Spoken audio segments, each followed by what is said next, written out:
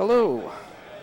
Welcome to the 2019 Achilles Men's Bonspiel at the Schenectady Curling Club. This is the 40th running of this event.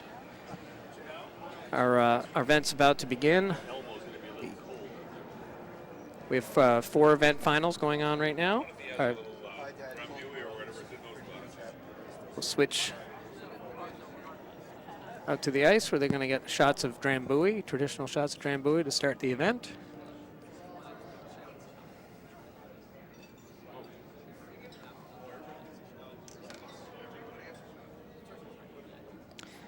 Just want to make sure the audio and everything is working fine. So anyone out there listening, if you could chime in and just let us know that you can hear us.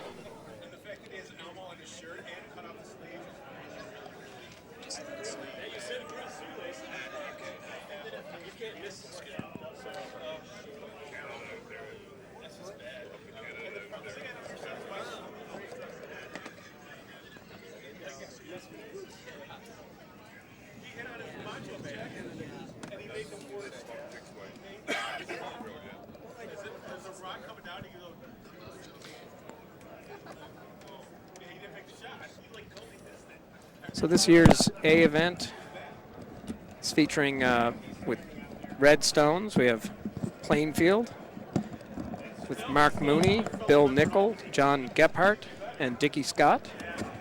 And they're playing Albany with Yellow Rocks, Brett Senawani, Stu Howells, Adam Weber, and Mike Peterson.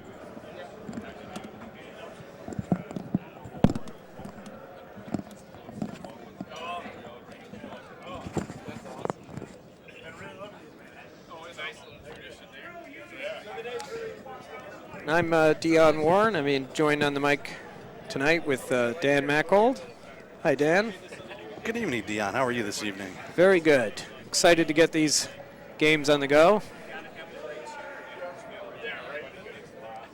Can't wait.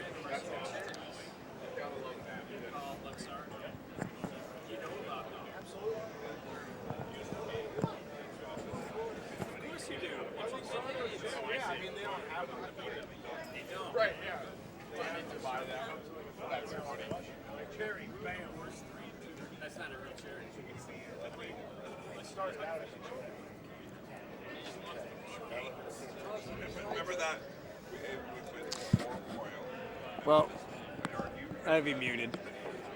We have 2 viewers so far, you and I. Oh, I'm not a viewer anymore. Oh, well, I'm a viewer. So we'll see where that goes.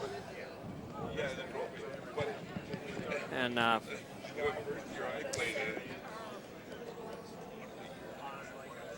right, here we go. All right, we're about to get started here. Looks like Plainfield has won the hammer. We have Albany's lead, Mike Peterson, first up. I'll give you a rundown of who's in the other finals. Our championship sheet here is on sheet 3. Sheet 1 in the C event, the Chobawab, we have Schenectady Stepera versus Schenectady Stefanik. On sheet 2 in the B event, the Iroquois event, is a all Utica match, Bob Kane versus Brian Moore. And on sheet 4 in our 4th event, the Stockade, we have Schenectady Pat Fitzgerald versus West Naven Jerry Archambault.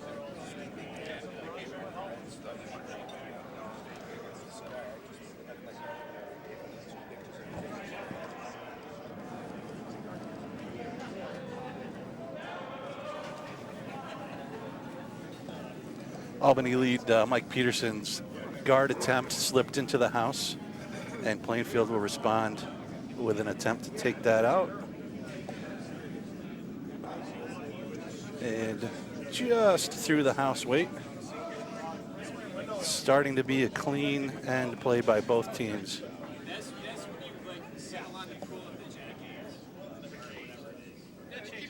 I get changed. I didn't change it this year either, so I can't say anything. These guys are changing.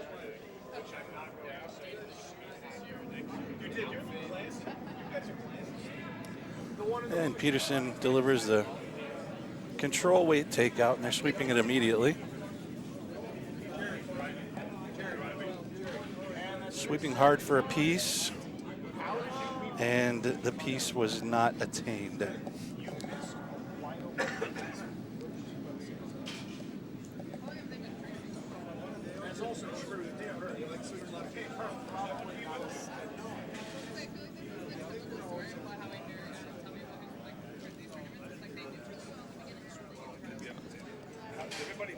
Plainfield will ask lead Dick Scott to guard their own stone.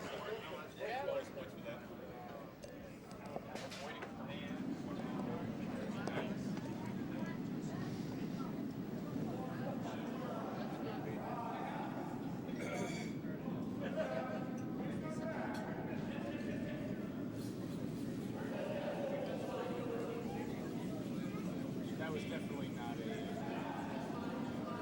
That was not a use of that was probably.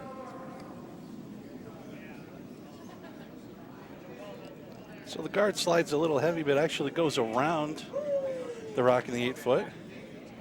Does leave a nose double attempt for Albany to Adam Weber.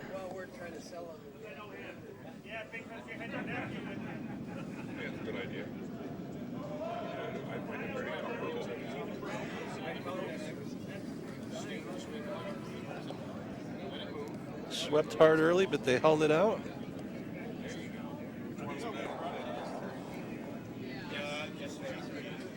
And catches it a little bit thick. Or maybe not. It looks like it may be out. It may be out. That's a nice double there by Weber.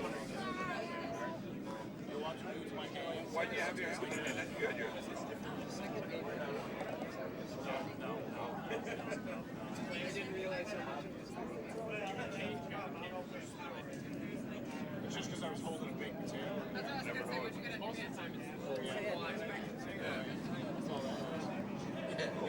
Excellent job looking that hand.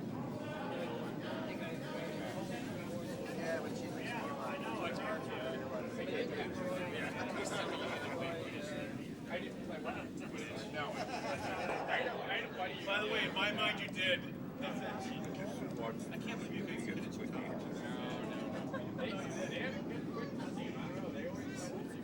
What does that mean? It's not real. What does that mean? I do, but you're like flying around on a dude. So, but you said they had 13. But like, what does that mean? That's true, but like between your legs. I mean, that is true. Okay, does he run around? Stop.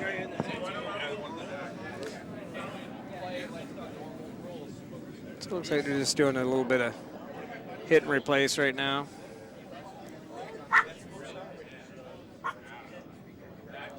He avoided the jam over there.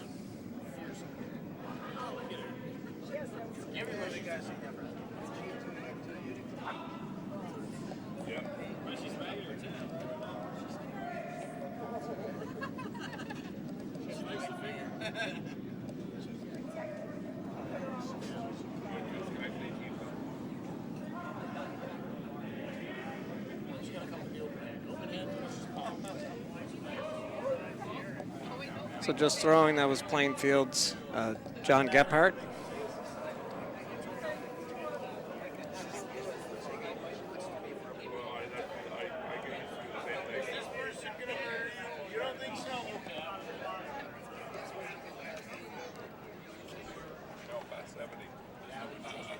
Johnson has been curling for 10 years. And interesting to note, he told me that this is his first ever A event final, so he's pretty excited about that.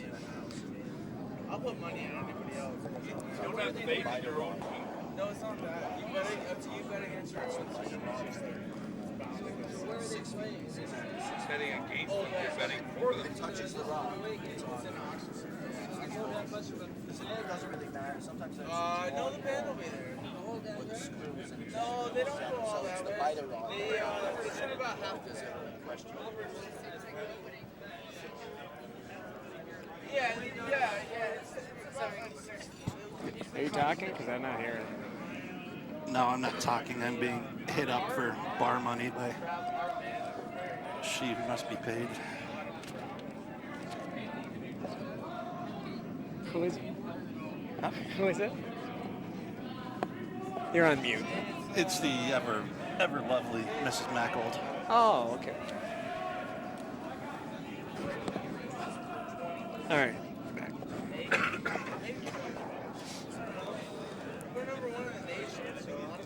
So far, it looks like a lot of takeouts are just spilling, so it's a pretty conservative end so far, Dan.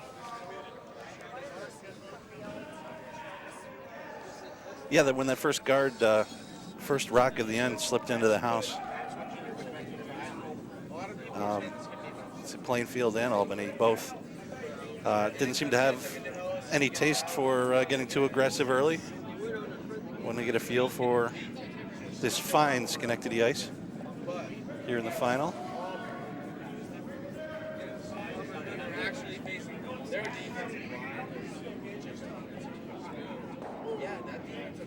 That's right. We've got a lot of improvements over the summer. New ice plant and a whole new ice field. So we here at Schenectady are enjoying improved conditions overall.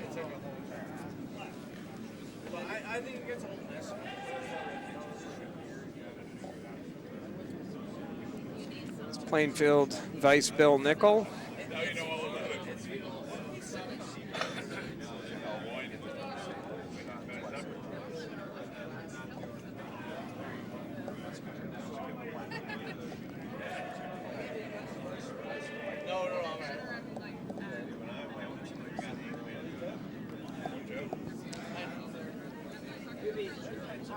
It's a little deep, but overall they have pretty good draw weight for drawing to that side.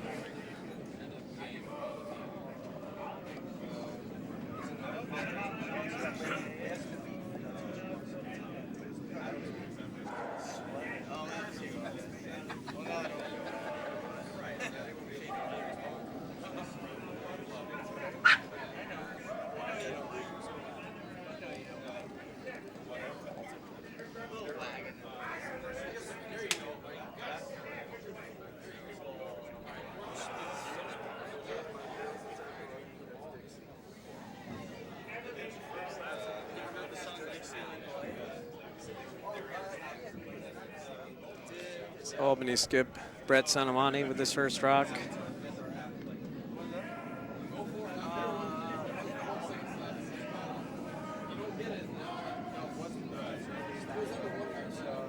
And that rock is going to overcurl.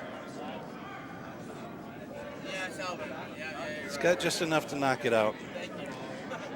It seems to be the story of the end. Just catch a piece and then spill.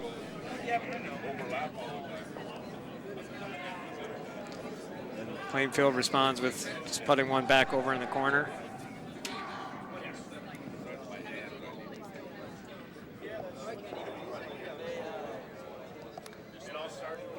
Yeah, Dion, in addition to the really fantastic reconstruction effort that went on all summer, from ice out in early April to ice in on time in late September, we did also have a two-day consultation with a representative from Caves of Scotland who came and evaluated our stones. We've had them now for 5 years, and also some of our ice-making practices. And with his advice, we made some adjustments to both the rocks and a few things that we're doing with the ice, and really seen just a night and day difference in conditions here from last year. Yeah, it's been fun to see the rocks finally curling here in Schenectady. That's right, curling is back.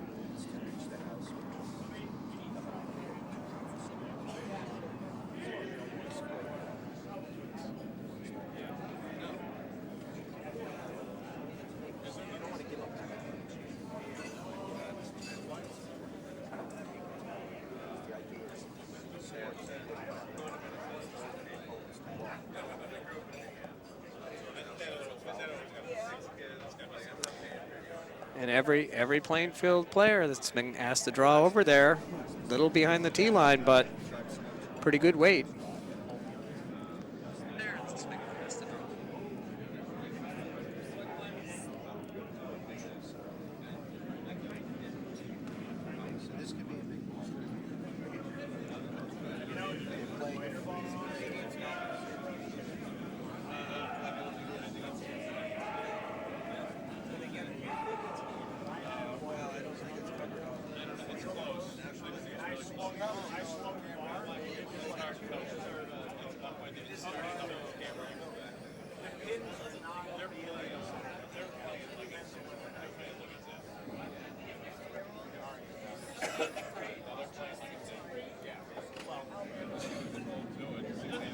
It's Brett Sanawani's last rock of the end.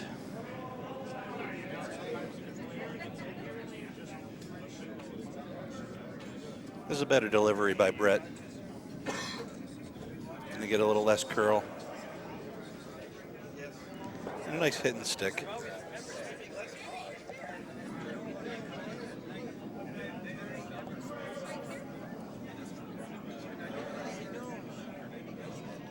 So now here's the question, Mark.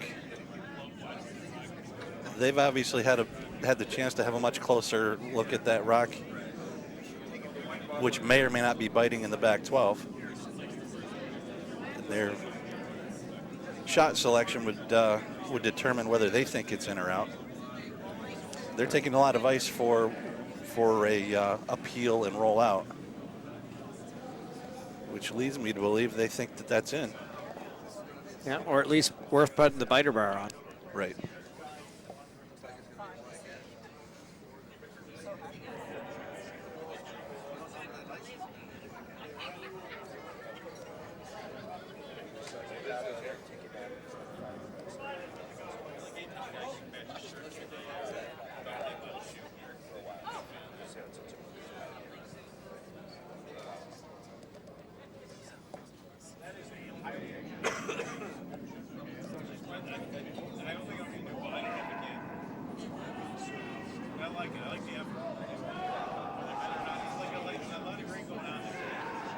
They're definitely throwing it just down weight, hoping to hit and stick.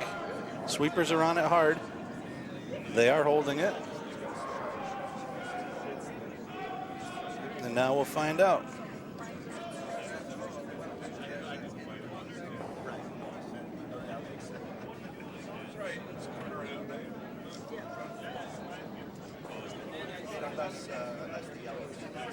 They haven't removed the rock yet.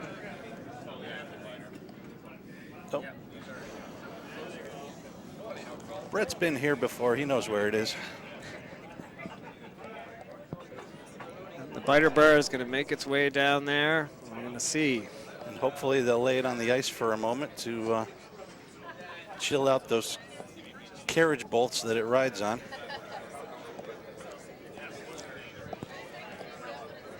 I'll give you, yeah.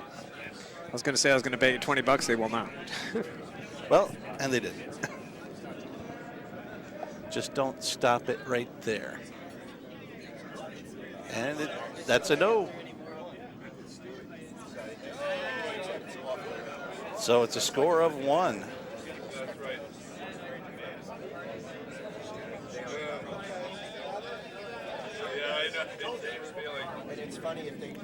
Those Mylar rings don't bleed the way paint does.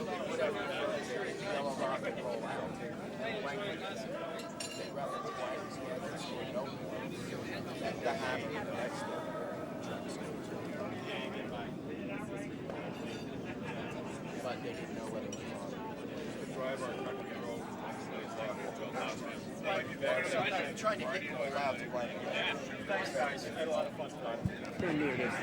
It's just you and me. Wish I had the scotch with me too. Very, What are you gonna very do? disappointing. Congratulations. Really? Mine still says 2. Thank you. Okay. Thanks. Why is that? All right.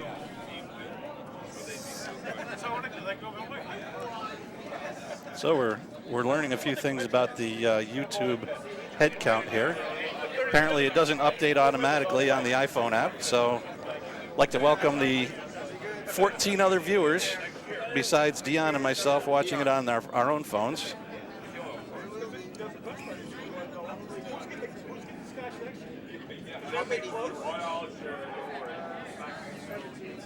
There. Now I've got an update. 16 already having a plan to go to Nashville again. So, call your friends. It's curling night in Schenectady here. Live on YouTube. So we might see a little more aggression here this end. First rock drawn in the house, and the call was for a corner guard, but that rock just keeps sliding and sliding and sliding.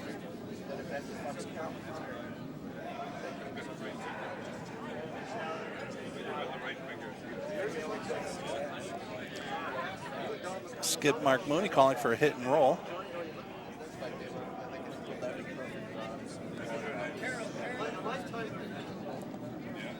So I mentioned here, Dan, one thing that's interesting is both of these teams playing in the A final are going to be competing later in December in the GNCC Club National Playdowns that are being held at our club.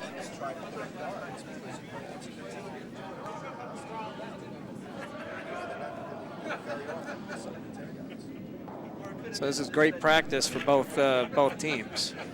They could possibly run into each other there.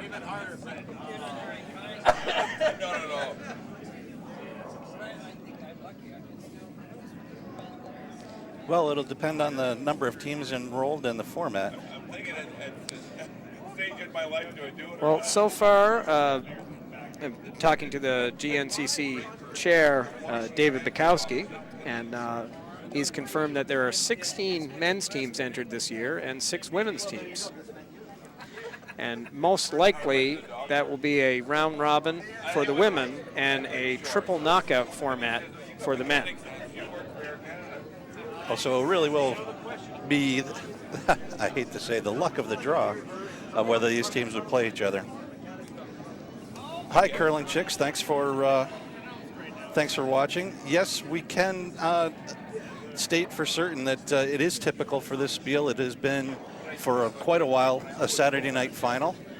It's been helpful to our Canadian visitors who have a long drive and others in the U.S. with a bit of a drive to be able to get up tomorrow at the time of their choosing and hit the road.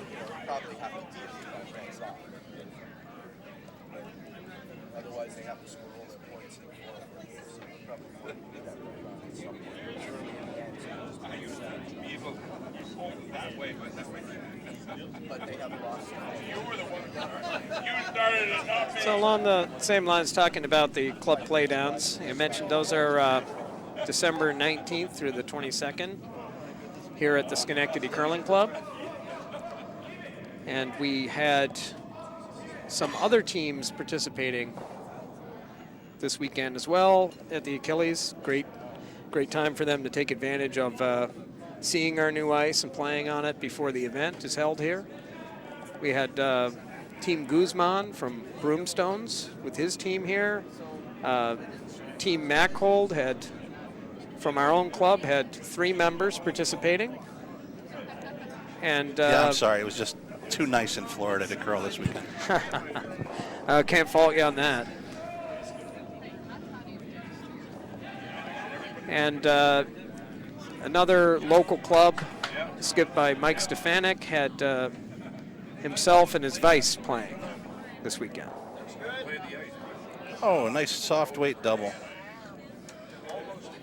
Very well played shot.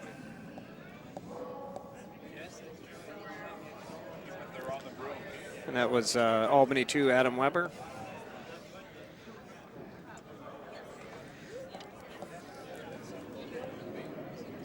Adam is in his 8th year. We're joking, he was listed on the materials for the Achilles as being in his 11th Achilles, which we thought was interesting. 3 more years than he's been curling.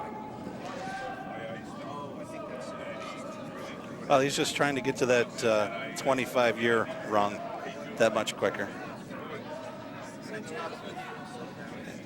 He's playing nice control weight, little hit and roll. Didn't quite get the roll, but it is a second counter in the house.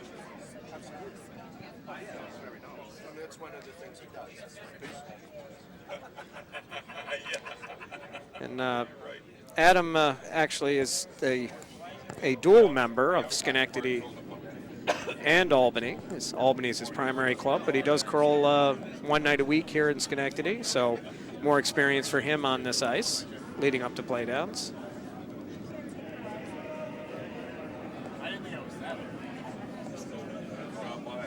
Oh, he set that just a bit, and it's really fighting to get across that center line.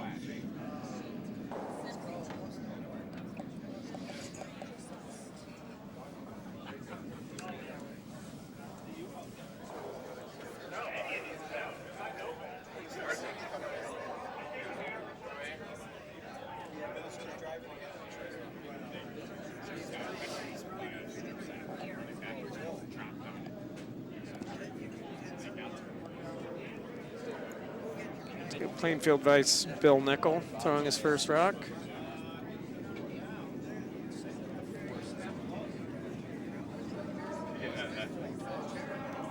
Asking for a draw. They haven't draw or tap.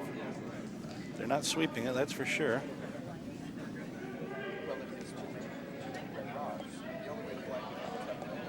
It looks like he's going to come up a little short there as a guard.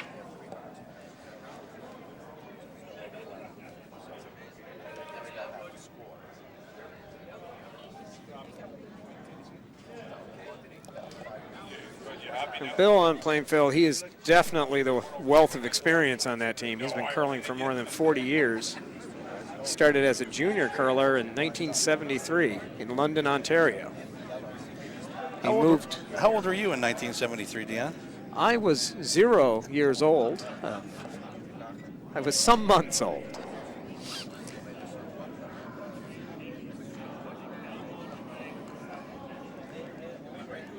But Bill moved to the U.S. in '94, and like a year later, he happened to discover that the Plainfield Curling Club existed, and they were happy to have him.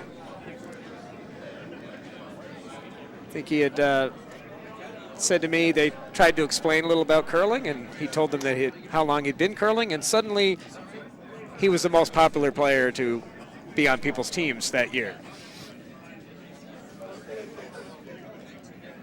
I think the very well-known Don Baird from Plainfield actually had Bill play with him in a lot of Bonspiels. I can recall that he did.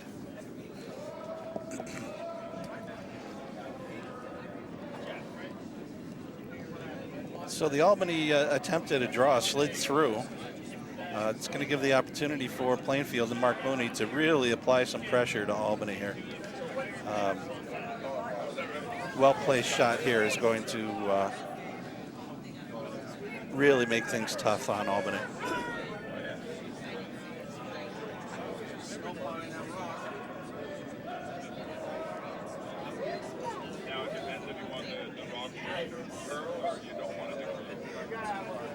And they swept it hard for line and wound up bringing it deep. That may be the saver for Albany to get back into this end. Certainly a well-placed draw here will turn the tables a little bit in this end. Definitely get Albany back in it.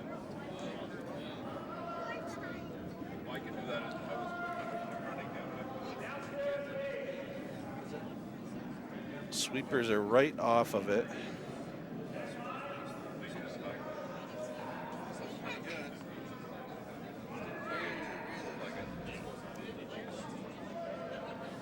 And it's sliding right in, right down to the Plainfield rock.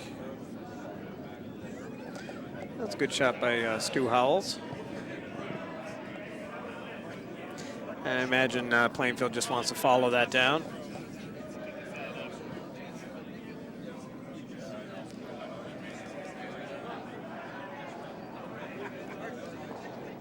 Following it down is good, but really top 4 would be ideal. Yeah, above the tee line, buried.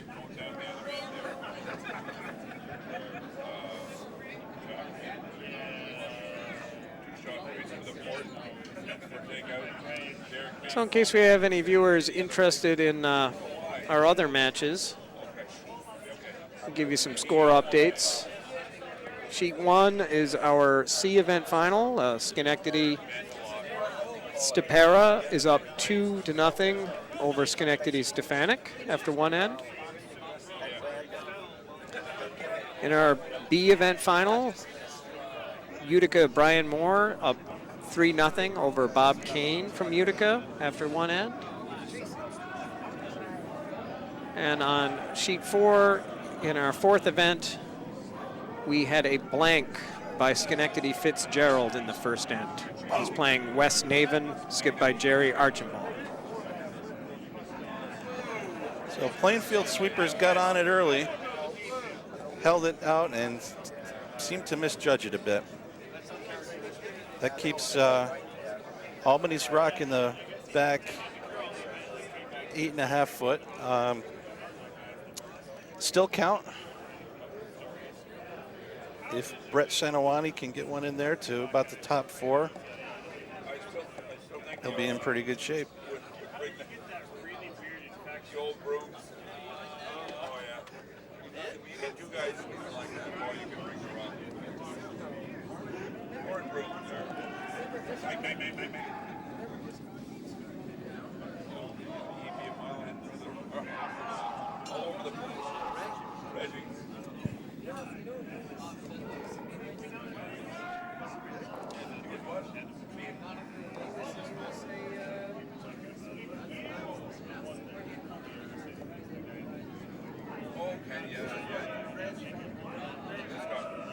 Sweepers like it. They aren't sweeping it yet, but they are close.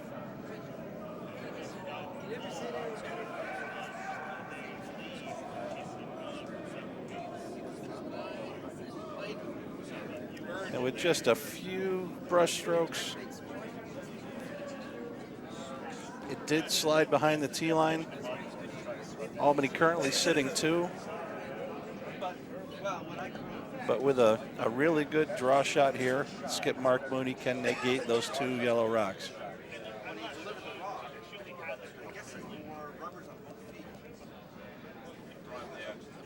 As Mark heads down there, we're talking about years of experience. Mark and Brett Sanawani are pretty evenly matched there. McCurling 19 and 18 years each.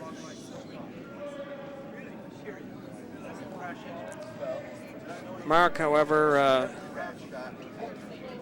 has been to 4 club national competitions, being 3 times as part of a Plainfield team with Ivo Petrov that have won GNCC club playdowns, and then last year Ivo won again, and Mark had his own playdown team, but Ivo took him as his 5th player. So Marks have been there 4 times.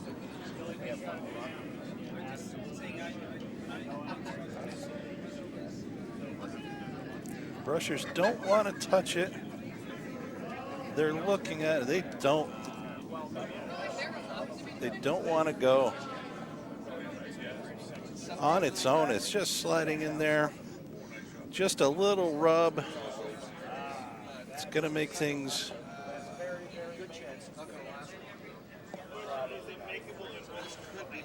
so the discussion here is, how do you want to make this shot?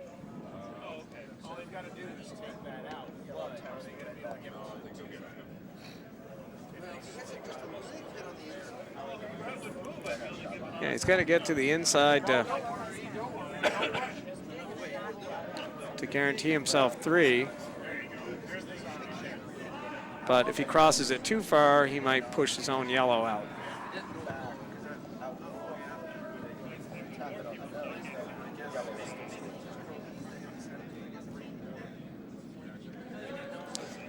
Dan, with this ice, maybe they're be content just to push it out of the 4 foot and score 2.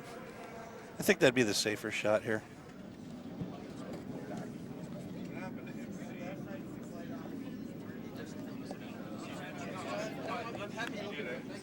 you're really flirting with those guards if you're trying to get across the face of that red rock. And even if you do, there's a good chance it jams.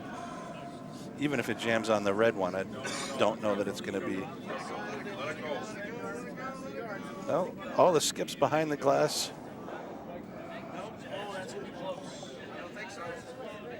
Looks like it's good for 2. It's good for 2. It's about all they could get out of that. It was a well-played shot by Brett. After 2 ends, Albany takes the lead 2-1.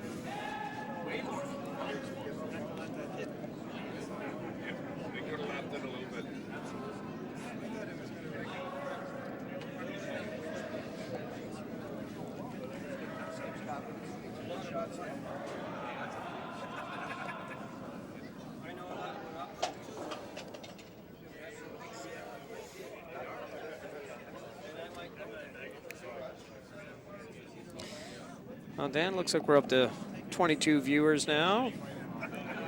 People want to let us know where they're watching from or who they're rooting for.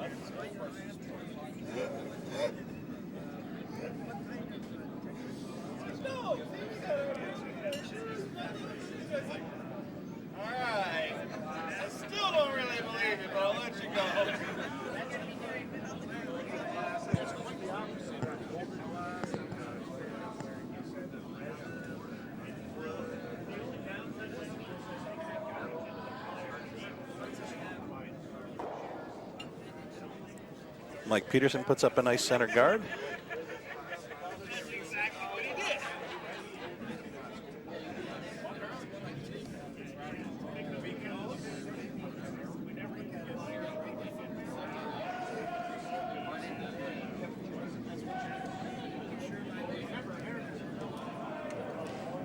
Yeah, 7th-year curler Dickie Scott with his first shot.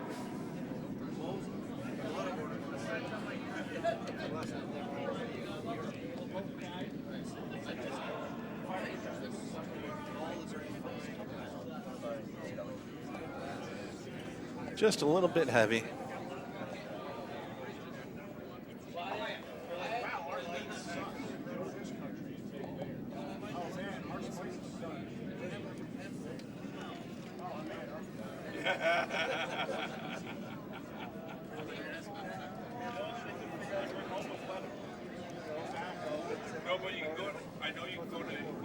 Hello, Susan and Dan. Thanks for watching from Harrisburg, PA.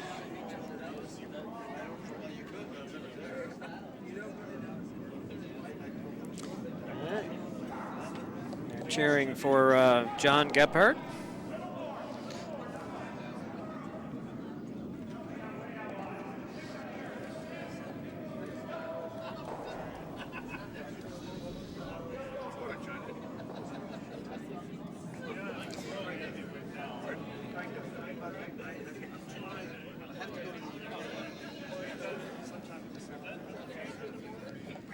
Since we're talking about fans of John, John wanted me to have a shout out to his girlfriend Tina. So hello Tina, hope you're watching.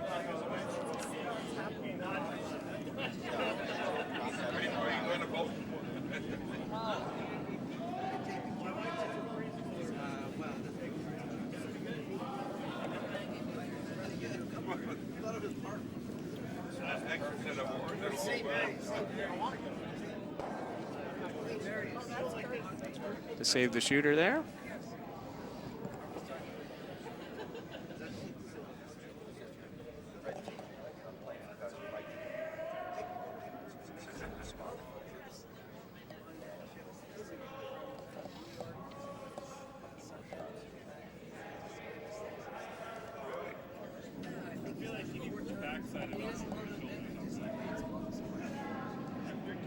Get second Adam Weber here.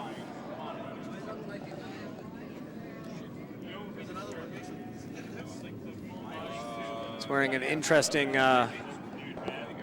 Elmo muscle shirt tonight. And Brett pounded it through the house.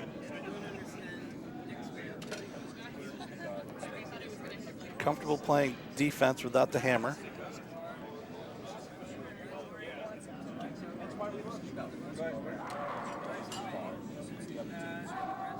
Yes, Joe, that's quite possible. We were thinking that Friends of John would probably account for the majority of our viewers tonight.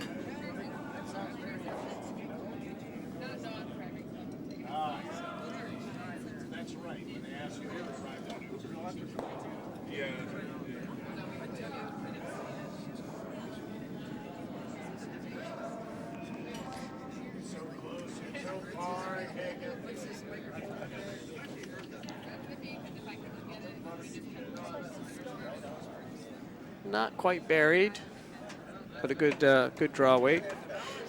I also have a viewer from the Rochester area cheering for Plainfield. That makes a lot of sense because Mark Mooney got his start at the Rochester Curling Club before he moved to the Plainfield Curling Club in 2007.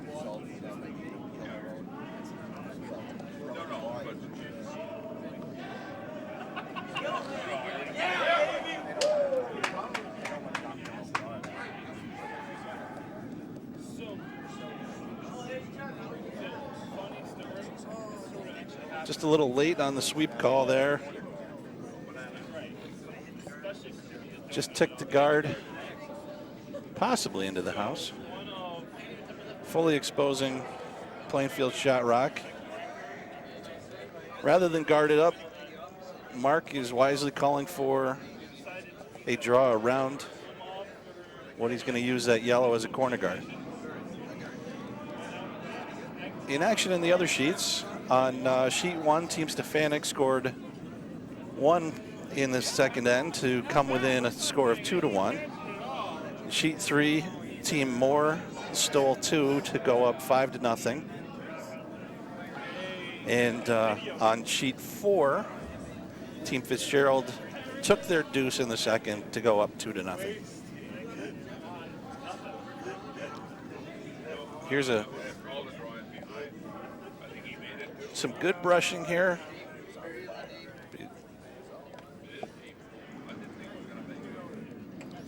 And it's about half covered under the corner guard. Maybe a little less. As I'm sitting to the right of the center line.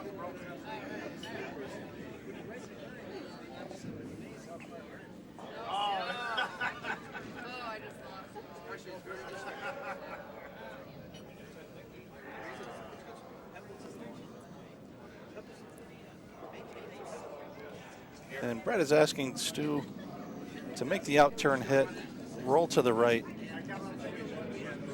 use the other Plainfield stone as a backer. Sweeping on it right out of the hand early and then stopped.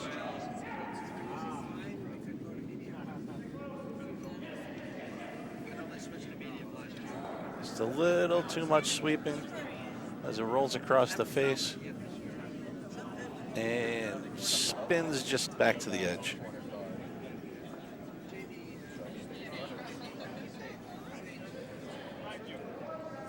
Well, Mark looking to come around that corner guard again.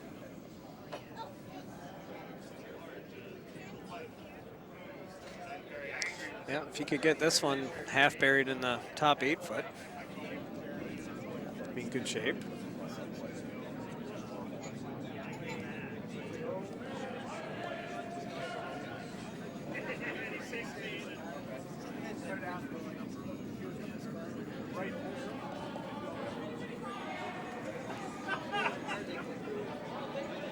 And they're pounding this, Dan.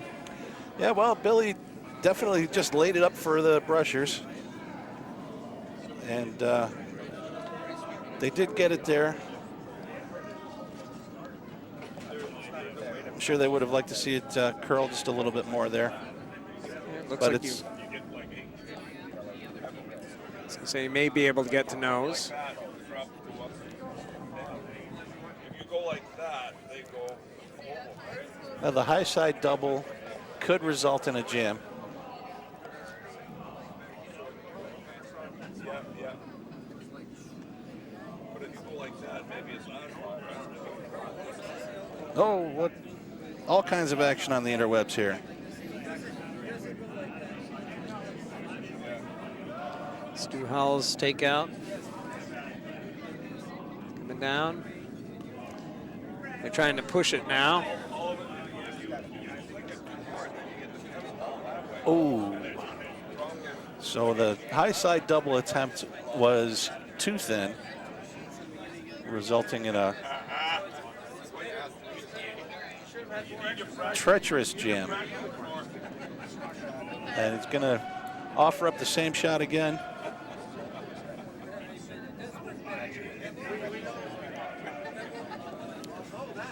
Vice skip Bill Nickel agrees, and he's going to serve it up to the boys again.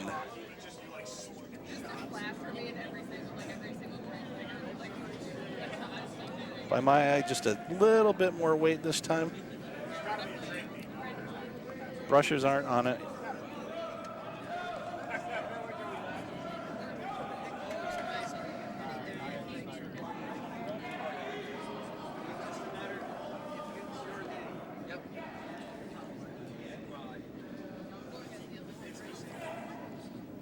It's pretty similar positions to the last one. Well, a little more open. Yeah. Makes the double a little easier. Just a couple more inches showing.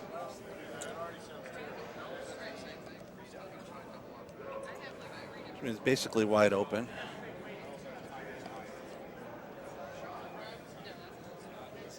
Skinny triples there.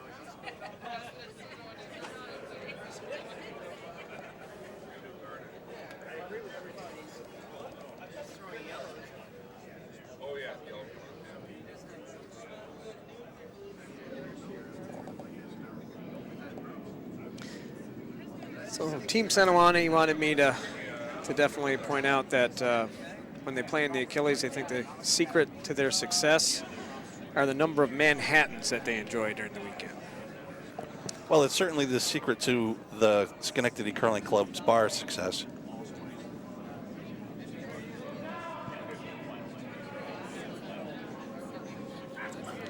Brushing early for line.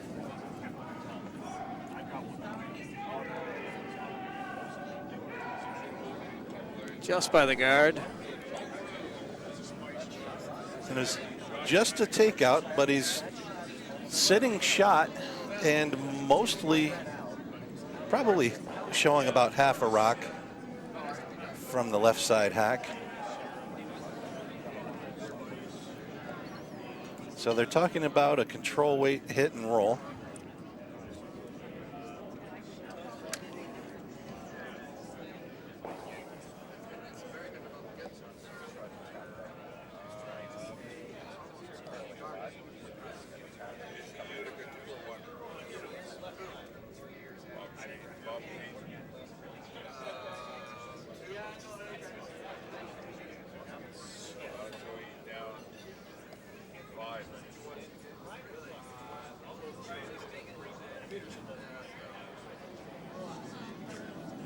Mark's making his way down.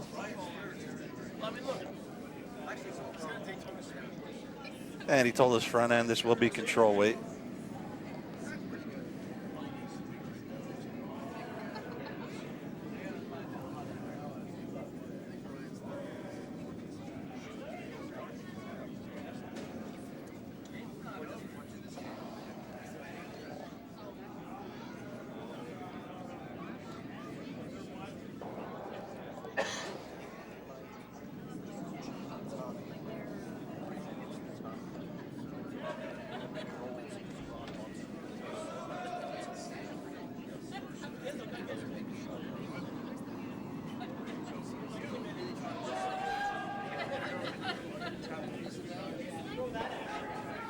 So they're on it hard for line.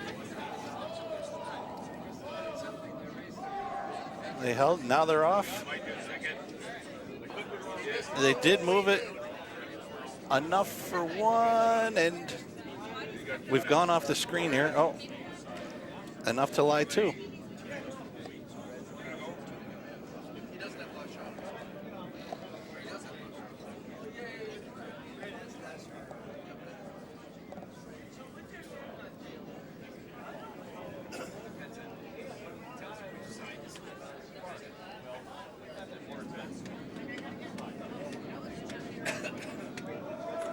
Would you ever?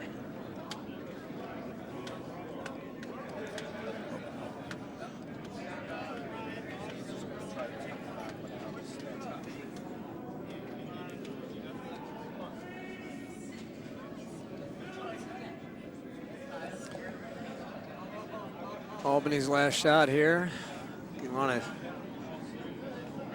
get in there and get buried. Or if you're a little heavy, freeze on that back red rock.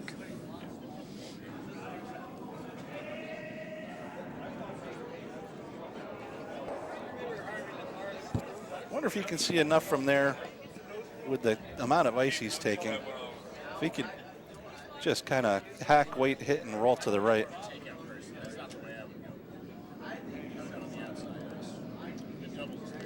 That is bigger than a draw, so you may be right.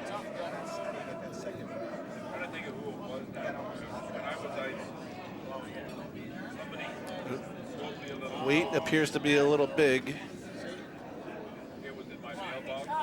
Oh.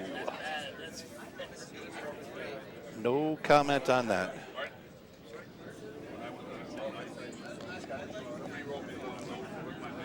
Looks like a pretty straightforward draw for 3 for Plainfield.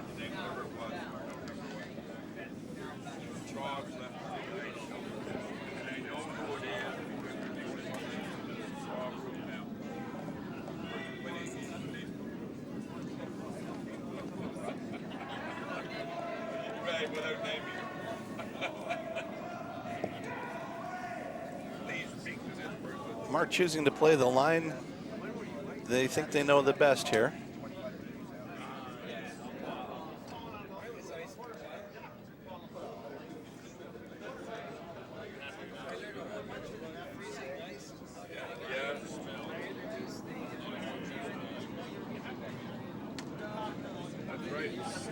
Sweepers are on it fairly early.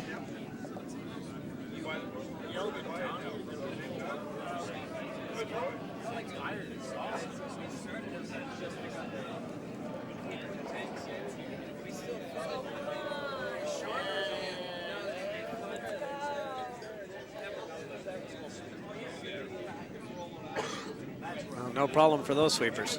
No, a little fist bump after sweeping it from pillar to post.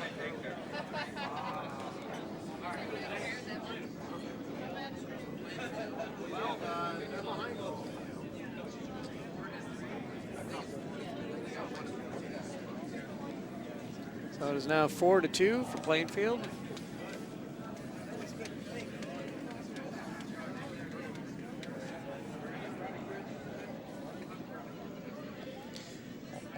I think Mark's calling for top 4. Well, maybe your typical top 4 or tight guard. Anywhere in that range, you'd be happy.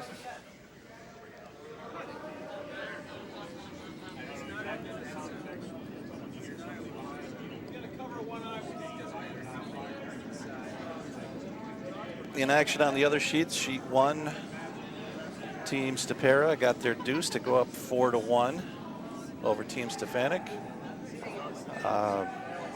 Sheet 2, Utica Team Moore stole another point to extend their lead over Team Kane. And on sheet 4, the West Navan team is on the board, trailing 2-1.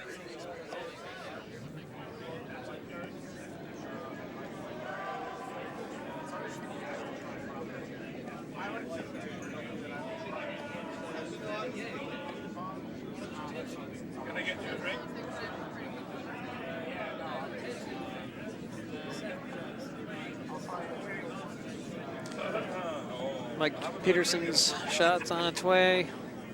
Mike's been curling for 11 years. And he works in pharmaceutical sales. A lot of pharmaceutical companies in the Capital District.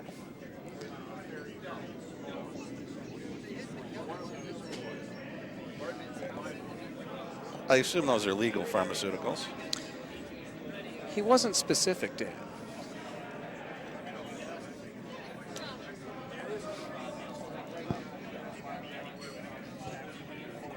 He didn't mention a specific street corner.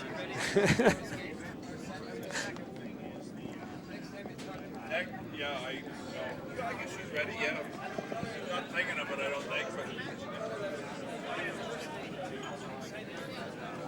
Yeah. I will.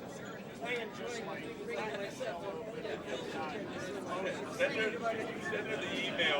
That'll even excite her more.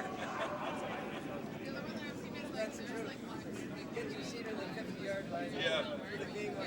Yeah, send her an email. You'll love it. Brett's choosing to ignore that red rock in the top 12. Go around his corner. No. Maybe when I'm not looking. Maybe when I'm not looking.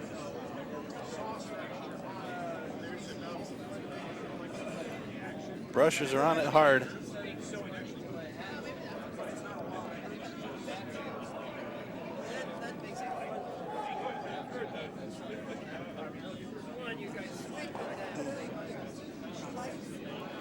Oh my God! I have Well, to say, I am impressed. They made the house. They carried that rock a lot further than it had any business going.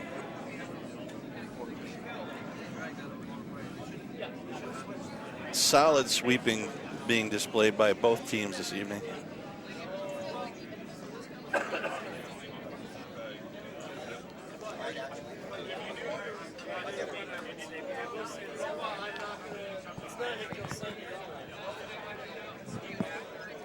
Imagine Plainfield's looking for the tap to the 4-foot. Well, you really have a choice here. You could tap or you could go right around that rock, as we've seen in an earlier end.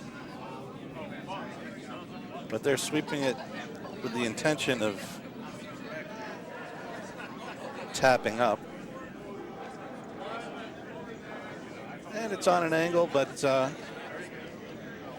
it did move that rock to full 8 foot, close to the 4 foot.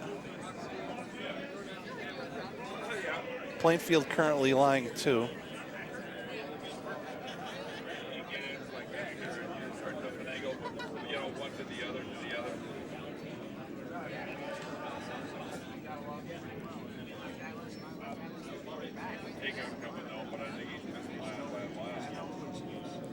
Since we got this great view of the house right now, I just want to acknowledge and thank our gold medal sponsor, Capital Financial Services.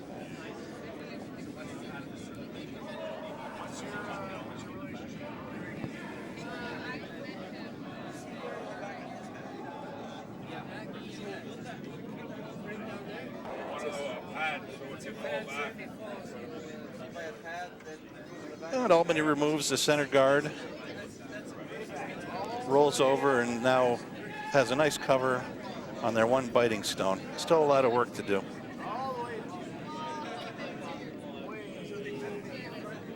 Mark Mooney asking to replace that guard.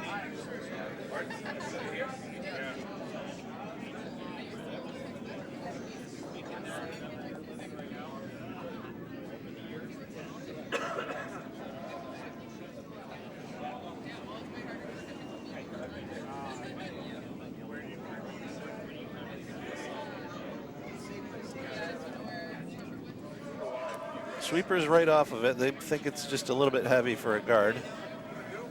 And they're changing up the sweep for possibly a chip, but that rock just started moving significantly. They missed the chip opportunity, and they're sweeping it now deep and very deep to the back 12.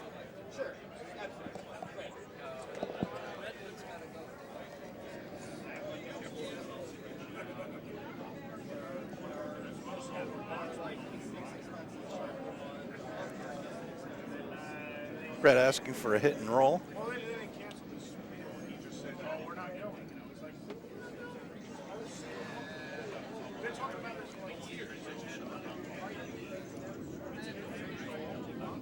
Adam Weber releases by IMI, maybe just a little bit outside the broom. Yeah. think they've got a teammate on a refreshment break. They do just clip the rock out to the 8 foot. It does open up the 4 foot for later in the end.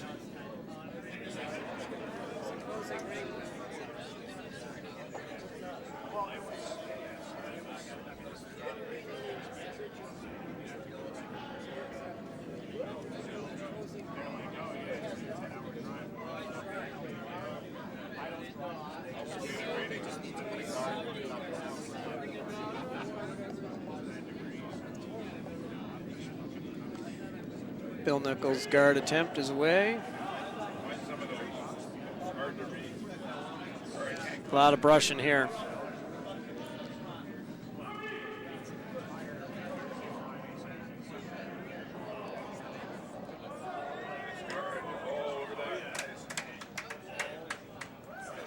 Nice early sweep to help hold its line.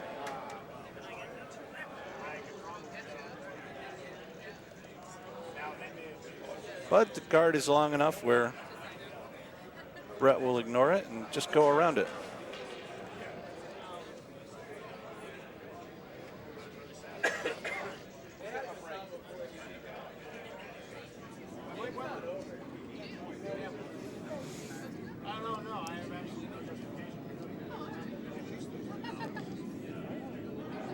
Like you mentioned about touching up our rocks, you can see people are routinely taking 3 to 4 feet of ice for draws.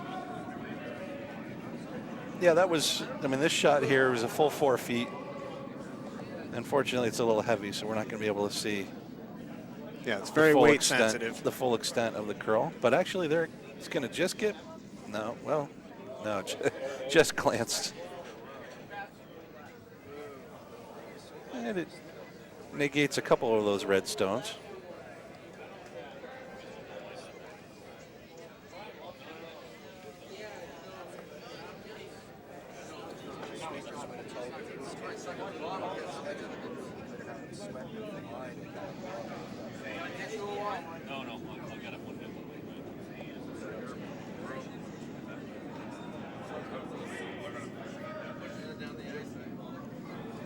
It's another heavy-looking guard. Must have felt bad for them on the first guard when they had to sweep it.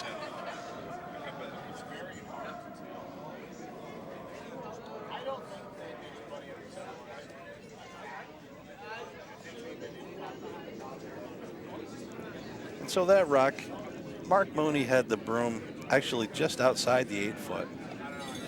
So, and that rock, more or less, with a save for a couple of inches, is on the other side of the center line. So you're looking at a good 4.5 feet of curl right there.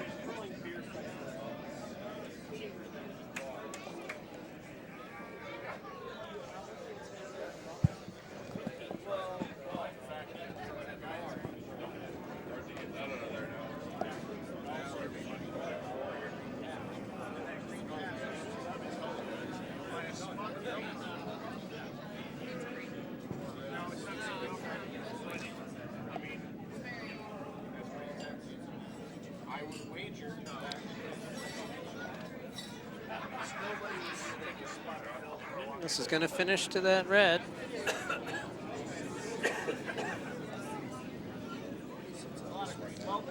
Stu Howell's last shot of the end. Stu's in his 9th year of curling. And he's a programmer by trade, and he actually has developed his own video game in his spare time. To let people know, it's called Gravity Ball, and you can check it out on Steam.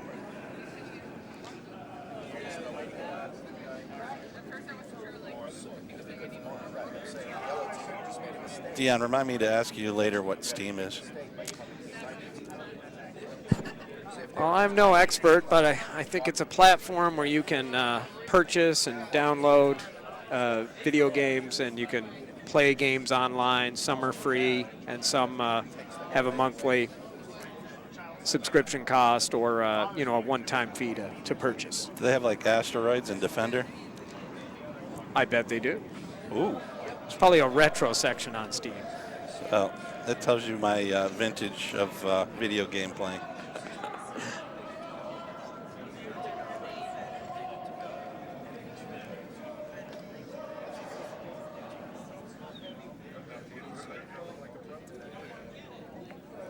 And the brushers just finished that right in there. Right on the pin. Nice shot.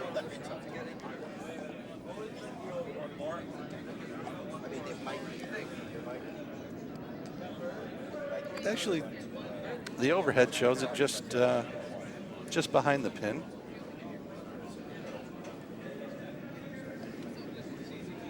I think Brett's best chance here to still have 2 in play is to get on corner freeze on the inside corner of that.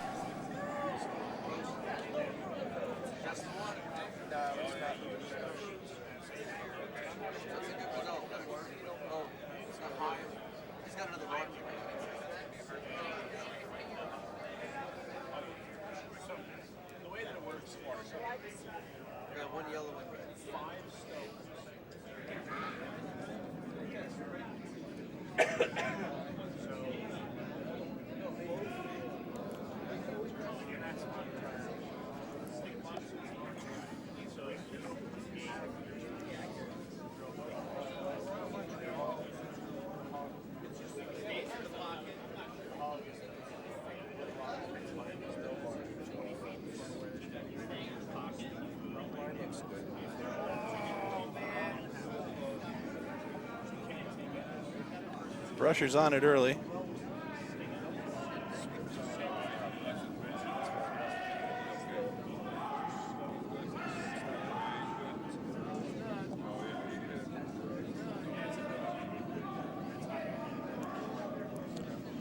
That's going to come up short. So I think Mooney's just going to. Well, Well, if they think he could just plug that hole, but it looks like he might be a little aggressive here and just come freeze in on his own rock. Why would you not? Yeah, worst case scenario, you're late and you guard it. Why steal one when you can steal 2?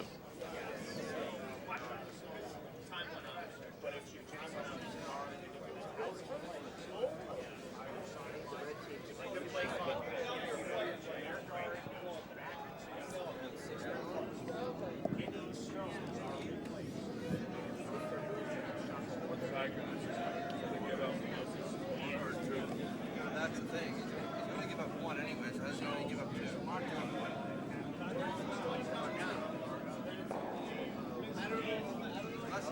Depends on the way he hits it.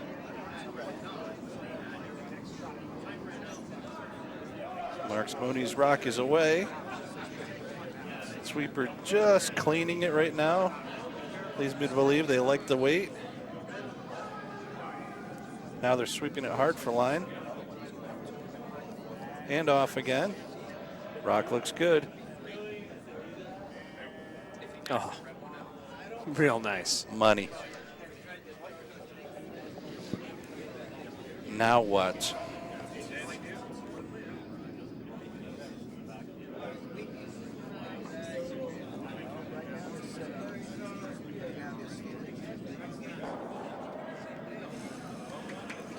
Got to get some rocks moving.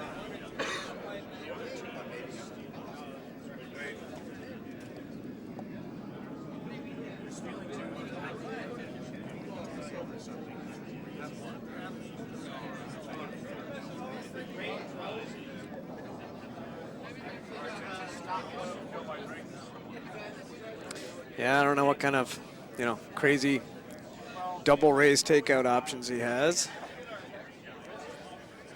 Well, you can clip that red rock, maybe.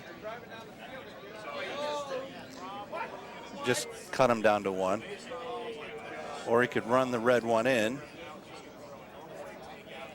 cut him down to 1, and hope you don't stuff it for 3. I think he's hoping to at least cut him to 1, and I don't know, you'd have to throw peel to get that small angle and then get the other red one, going across the yellow. I don't know if he's going to have that kind of weight. No, he's just throwing it for the. Oh.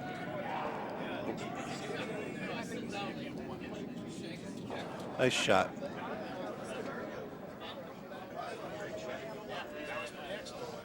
That was about all he could do. It was very well played, but it does result in a steal for Plainfield, making the score 5-2 after 4 ends.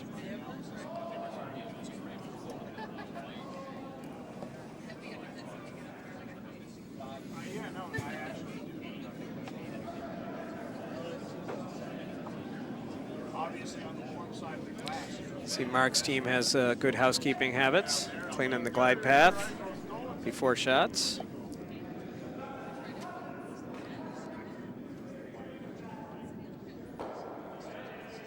Try to do that to minimize any picks.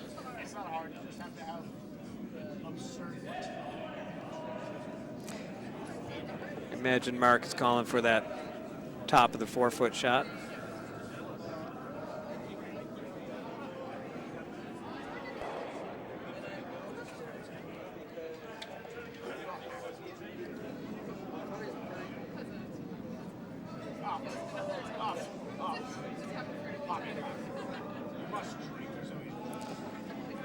I think we got an update on sheet 1.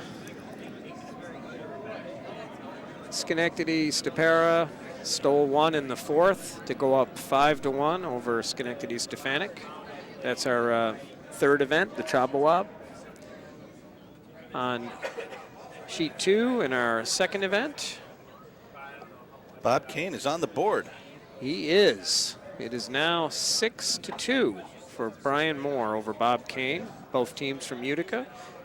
Brian Moore actually has a dual member, Dan Stuhlman, playing with him. He's a member of Schenectady and Utica, and his second could not make it, and he's been using subs from Schenectady all weekend.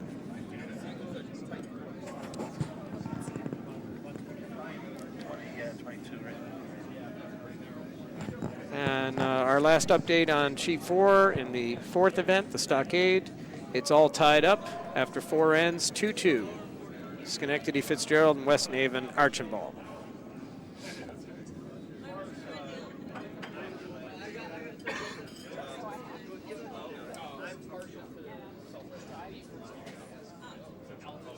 Derek.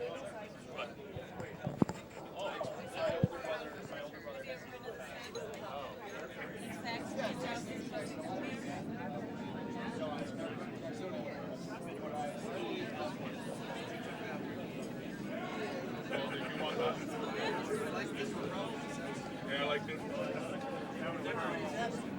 And everybody's happy.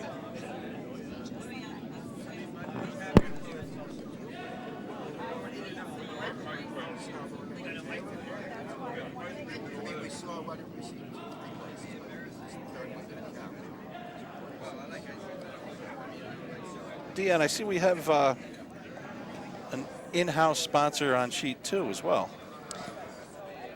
That's right. We, our top level sponsors get a mention on the web stream. I already mentioned our gold medal sponsor, and our silver level sponsor, Ruggierios Pizza, Deli, and Catering. We use Ruggierios for catering for many of our bonspiels, and for pizza in our Friday night league. So thank you to Ruggierios and Capital Financial Services for supporting the club. Does that mean we can't talk about any of our other sponsors because they're not gold or silver level? That is correct, Dan. Even though some may be visible in the web stream. But we do want to thank all of our sponsors. We're very lucky to have a large number of sponsors this year, over 20 sponsors, including even stone sponsors, our entry level. Now, I noticed on social media that we had is it a new sponsor? I noticed someone was spreading quite a bit of his own marketing this weekend. I was hoping that stone sponsorship was paid for. Yeah, so it's quite a campaign for our prestigious Horse's Ass Award here at the Achilles Bonspiel, awarded in a fun way to the most deserving Horse's Ass, and we did have the skip of one team that was actively campaigning. You can check that out in our Facebook and Instagram posts, some photos. During the weekend, many Goose Crew stickers were showing up on stones.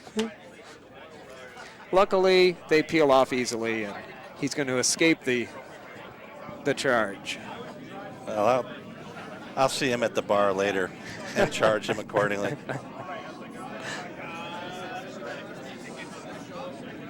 Those stickers were showing up everywhere.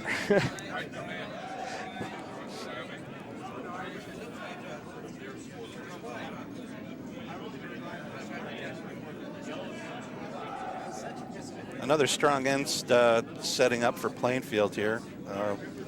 Just a hit there that was just a little too thin. Get a couple of red rocks. Plainfield now looking to draw another one in.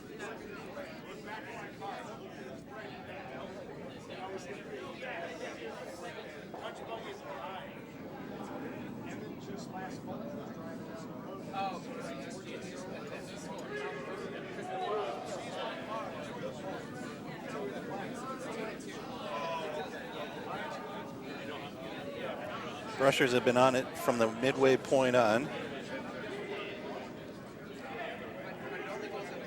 They've got distance, but will it clear? Does just get around the guard.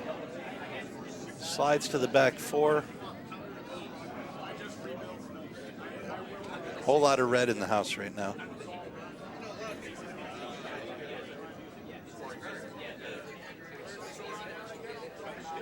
Now Brett calling to get there from the opposite direction on the outturn side for 2 Adam Weber.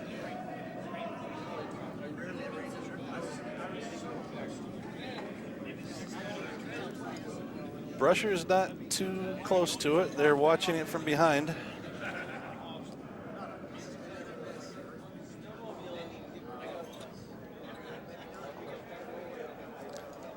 Just sliding in, and it will be second count.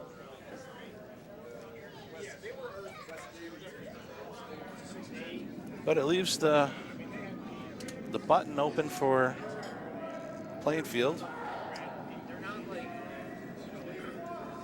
Vice skip Billy Nickel asking about the outturn that Albany just threw. But Mark Mooney firm asking for the intern.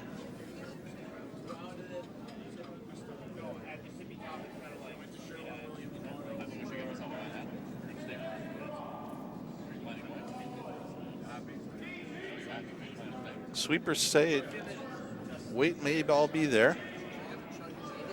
Rock is starting to curl now. It'll come into view shortly. And they are sweeping it now for line. And they did clear the guard, and they bring it right to the button. Just bumping the rock in the back four. Well, Plainfield's made a lot of great draws this game. Sure have.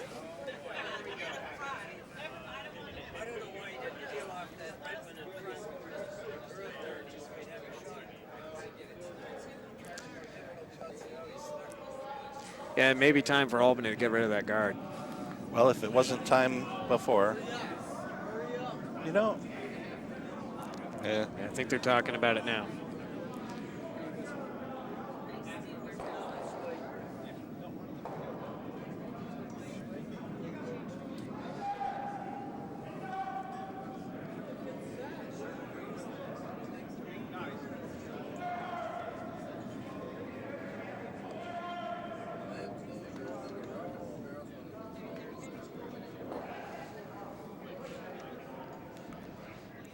So after a consultation between Vice Skip Stu Howells and Skip Brett Senawani, Looks like they will be peeling the guard.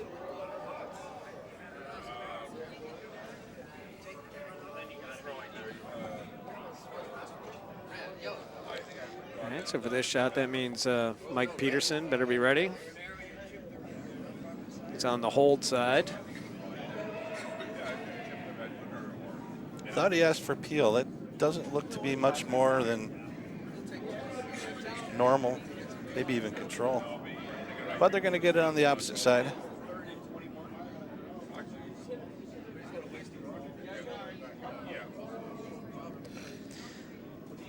Brett tries to sweep that out. Brett coming from the school of the Eddie Muller power sweeping technique.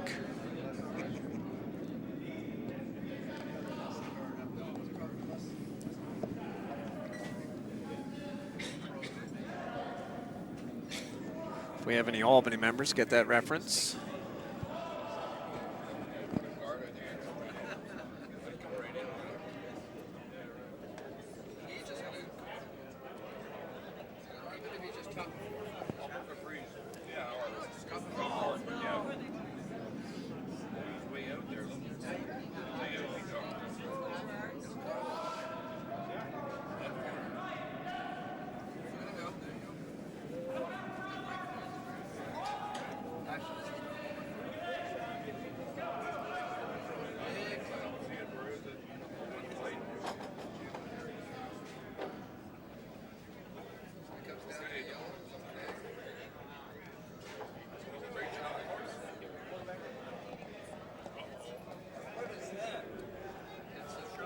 So that's a difficult rock placement for Albany.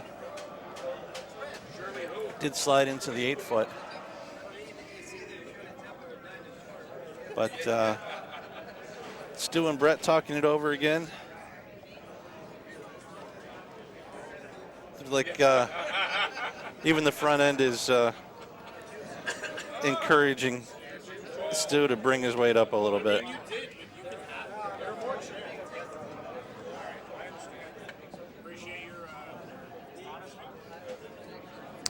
Looking for at least a double here.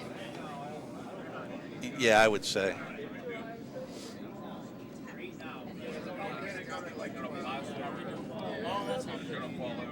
All right, that's got legs. Close for line, guys.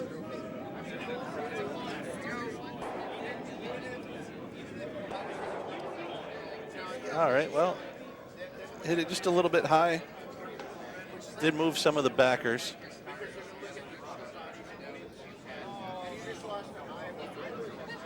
Plainfield has a decision to make here.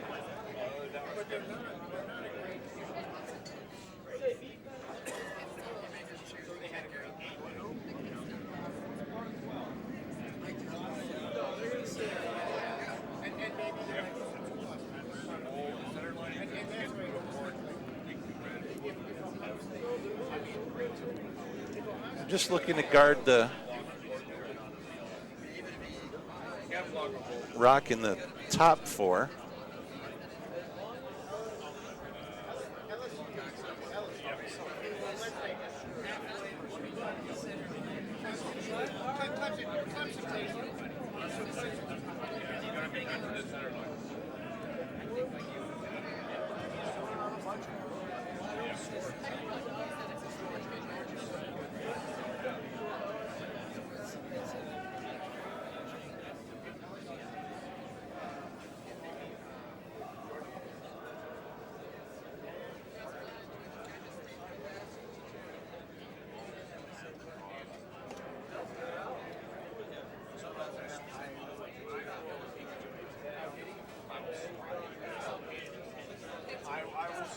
And fair amount of time getting ready. Mark Mooney's now coming out of the hack.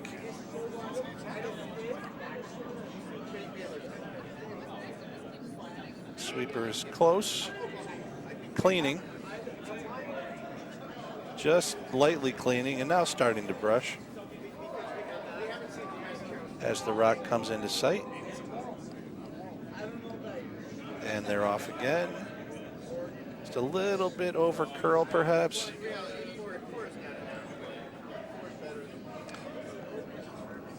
He's about 2/3 exposed, the top rock, but then it jams on that yellow.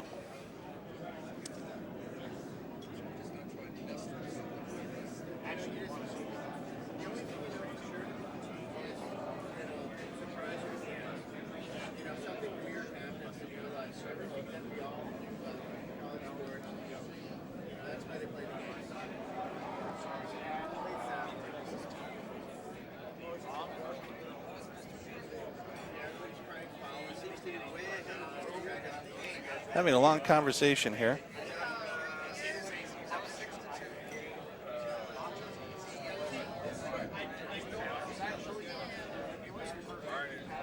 And Brett's coming down the ice.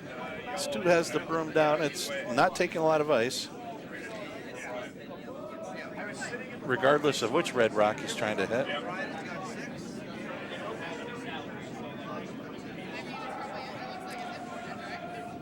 I think maybe he's trying to pick the top red out over the yellow. You lose the shooter, but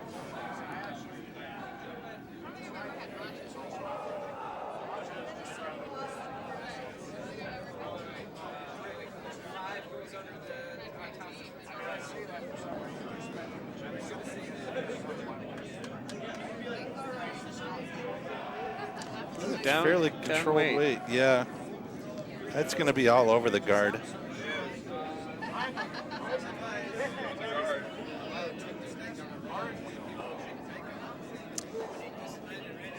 Yeah, and leaves his own guard there. That is real trouble now.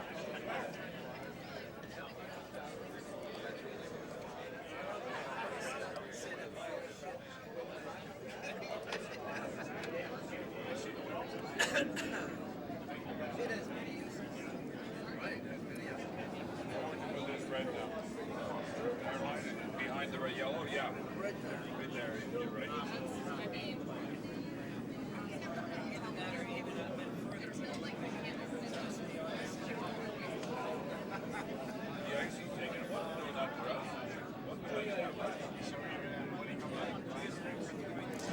This is Mark's last shot. Like I mentioned, Mark's going to be a little busy this season. He's doing club playdowns here later in December.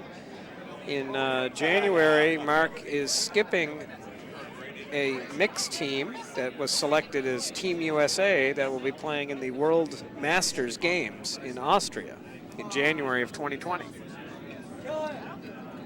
Impressive.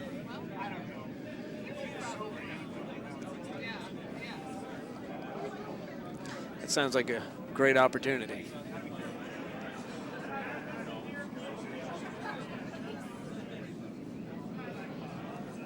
Just a heavy clean from the brushers. More just to minimize the early curl. It's coming into right about exactly where he wanted it to be. It just tucks in behind. It takes any kind of run back. It sure on that does. Center yellow away from Senawani. Yeah, he's just draw from one. He's got to draw the pin against two.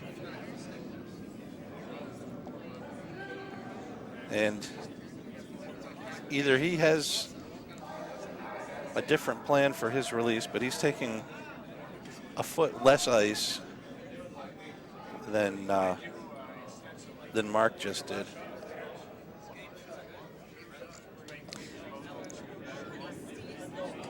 The thing he has going for him here, as long as they can hold the line, he can be heavy because he'll have backing.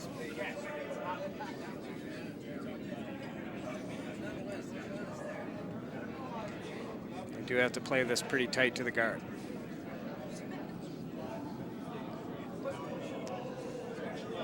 Stu did move the broom out just a little bit.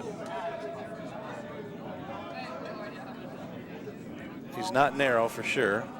Sweepers say he's not light either.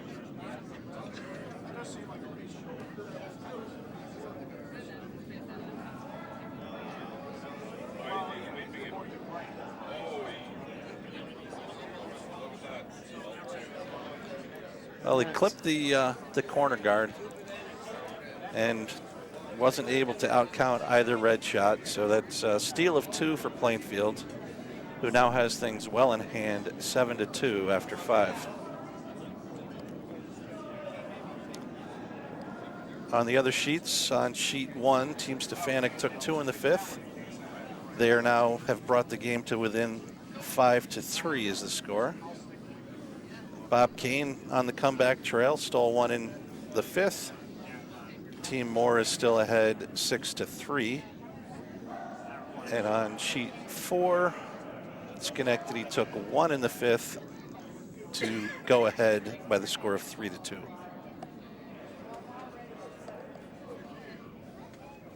We've got some late viewers tuning in.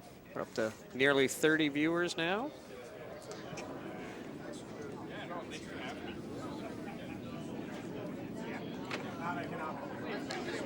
Don't forget to like, share, and subscribe so that we can monetize this thing.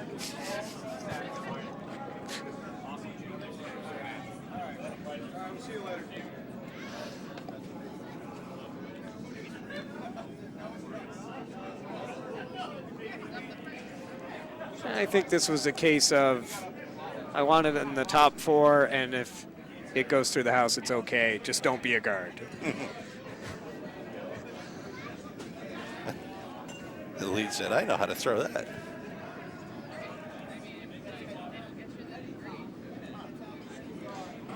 Oh, I'll be back in a second. I'm going to take over the camera, Danny. Yeah, don't come back empty-handed.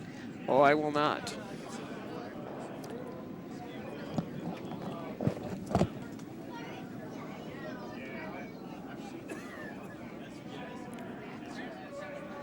Legacy.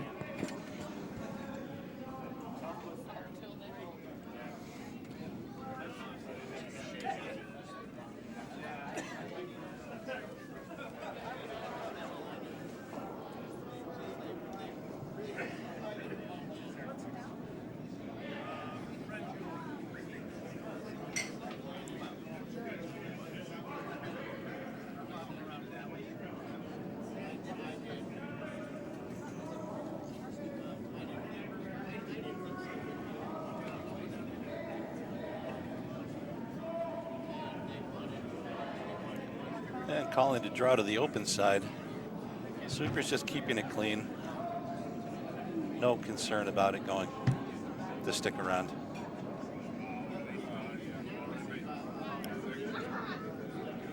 And Brett's going to call for the opposite corner guard.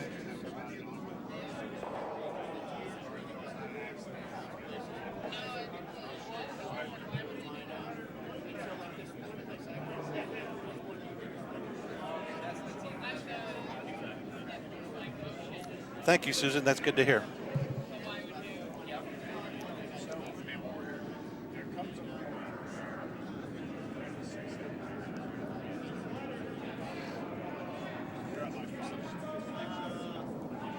And Mike Peterson delivering corner guard. Sweepers are on and off. Back on again.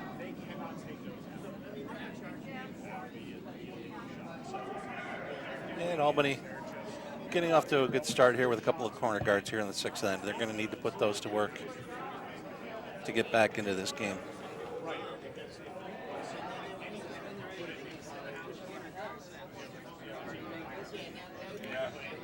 Skip Mark Mooney calling to come around the longer of the 2 corner guards.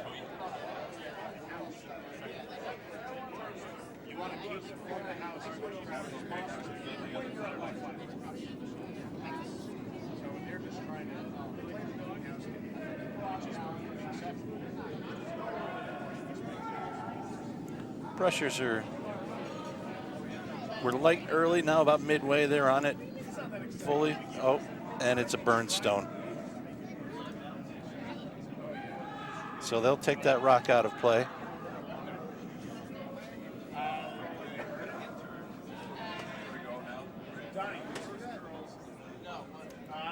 And now Brett's going to call to come around the same corner guard.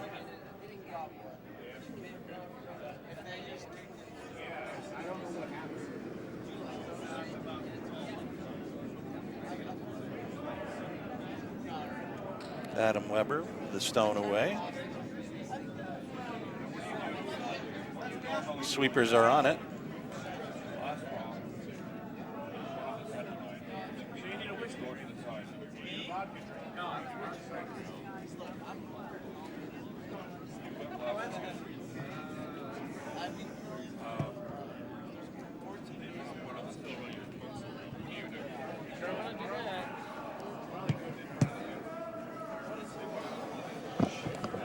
And the draw is good, not quite around the corner guard.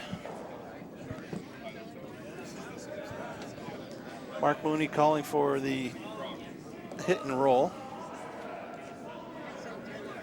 across house.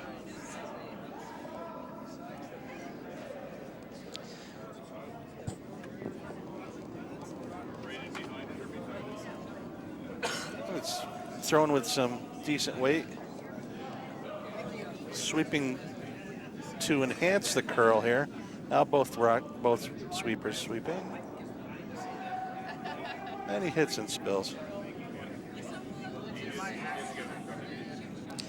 And when you're up this much, spilling is not a bad thing. Let's keep it clear. I see while I was gone, Albany at least is setting up for the deuce with the corner guards. Yeah, Mike put up two good corners. That should, if they can make use of them, you would think they'd be able to generate a deuce out of that.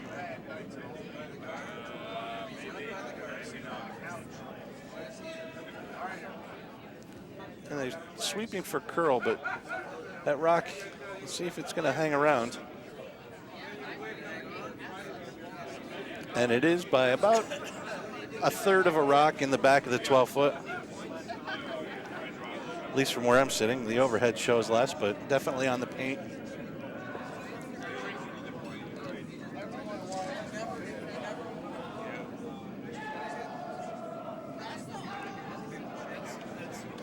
And here comes a call for that first corner guard to go away. This may be Billy Nichols' first hit of the night that I can recall. He's been magic with the draws. They're sweeping it hard out of his hand. And he got just enough to do the job they asked for. Or something like that. Brett wants to go around his other remaining corner guard. Allow him to sit two.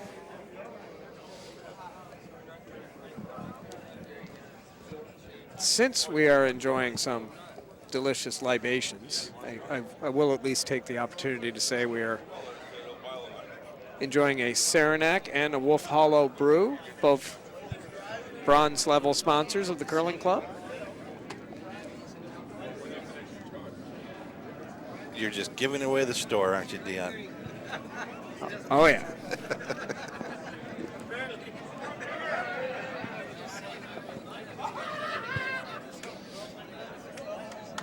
We love our sponsors, Dan. We do love our sponsors. And that's going to come up short.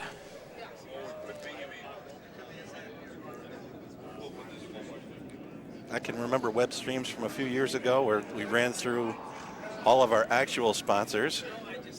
I had to come up with some fictional ones. My favorite fictional sponsor of all time was Flexi Straw. Nothing gets your delicious beverage from glass to mouth better than Flexi Straw.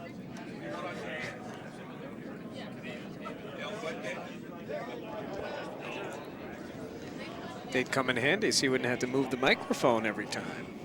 Those are especially good for morning or noontime finals. Another successful peel.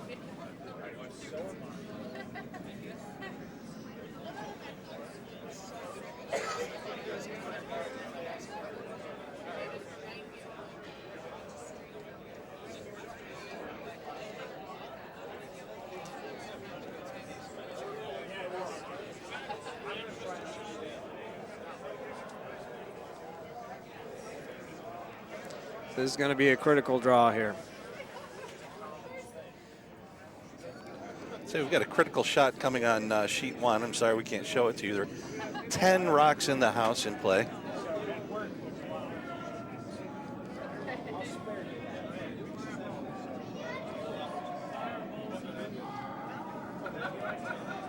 Over here on our feature sheet, sweepers are accompanying the rock down.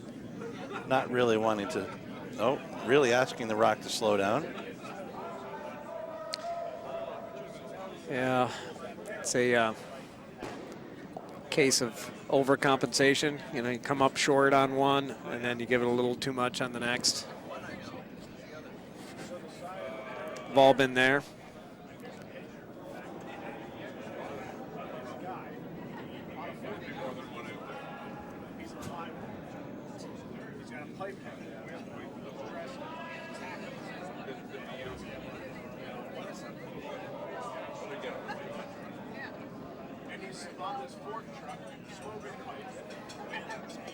Do we know what happened on one with that? It was a tap back that may or may not have been effective. It was either, they either scored 1 or 2. That would be Team Stapera. Once they hang the score. It's Stapera up at least 6-3. At least. And we've got another junk show going on sheet 4. And yeah, we got a with granite countertop building over on sheet 2 also. Yeah, on sheet 4 there's 3 stones left and only 1 in the rack.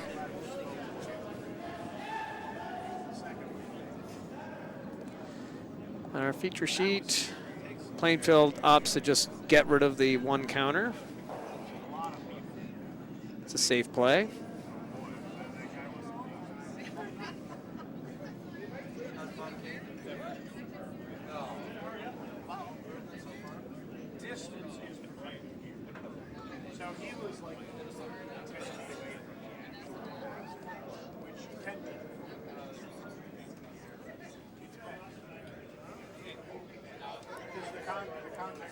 So Mark Mooney looking to remove the only counting rock in the house. He delivers the stone.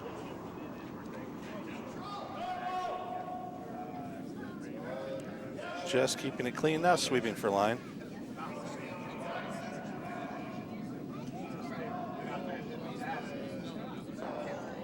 And it did hit and stick.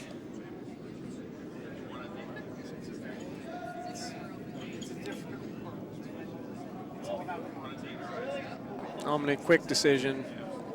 Just hide behind that corner guard.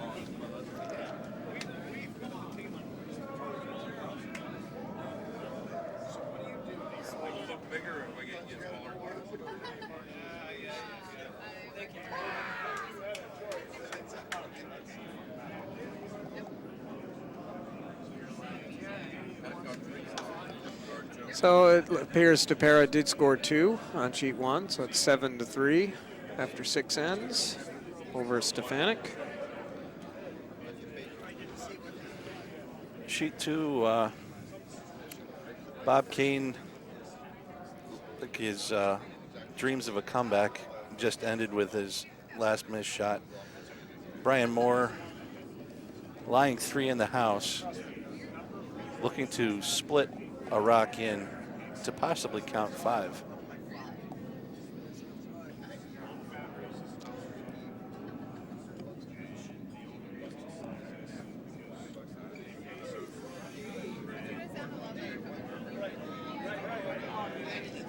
And will it hang on? Yes, it will. 4 shot. I got to think if Moore makes this shot on sheet 2, it's probably going to be handshakes with just 2 ends left.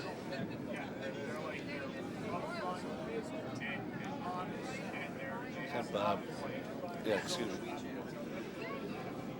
Brian releases the stone. The sweepers are escorting it. just starting to sweep now.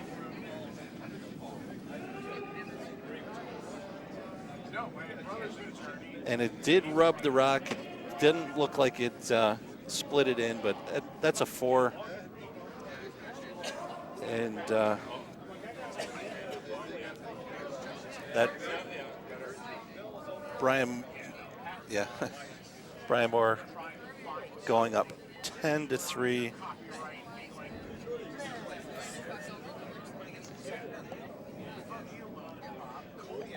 And that's the game. And that's a game on sheet 2. So congratulations to Brian Moore's team of Utica. They are the B event winner. The Iroquois medal.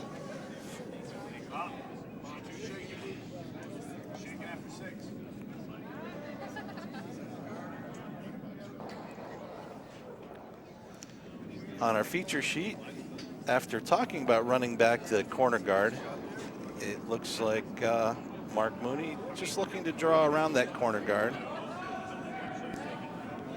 You know, the 24-second takeout.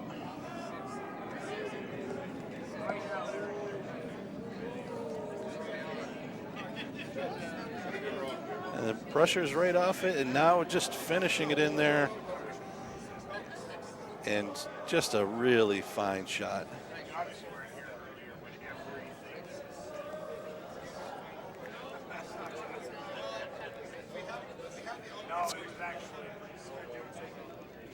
Two choices.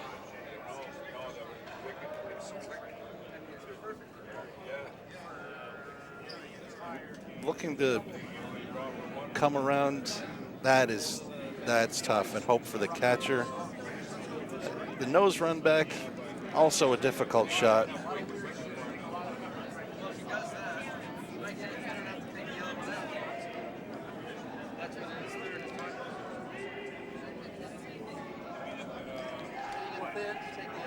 I think his best chance for 2 is the run back.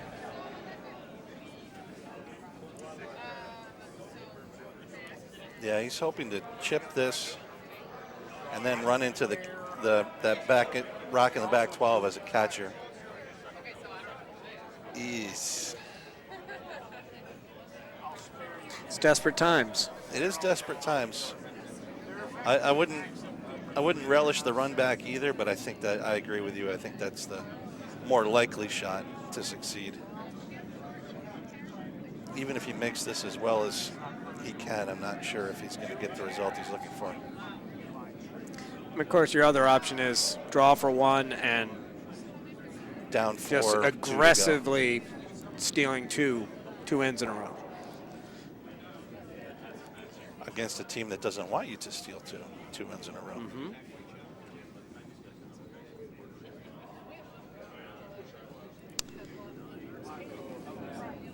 On sheet 4 in the 4th event, Stockade,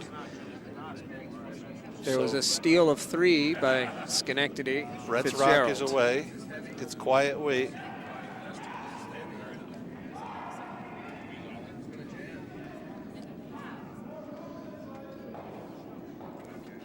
So he made the hit. He scored 1. Not into desperation mode yet, but he will be looking to get his steal on here. They're serving them something on the ice. They're serving them something on the ice. We better switch over to that. It appears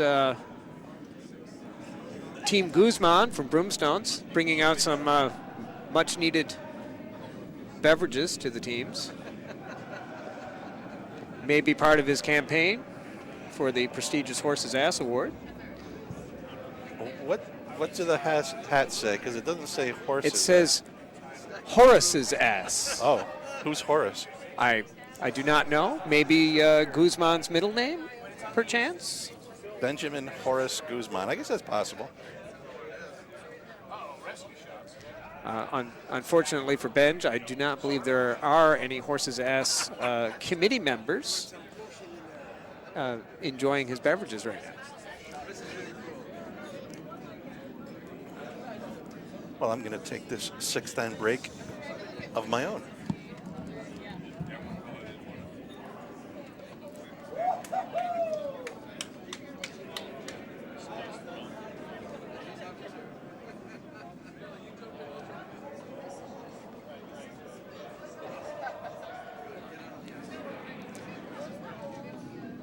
Might be the boost one team needs.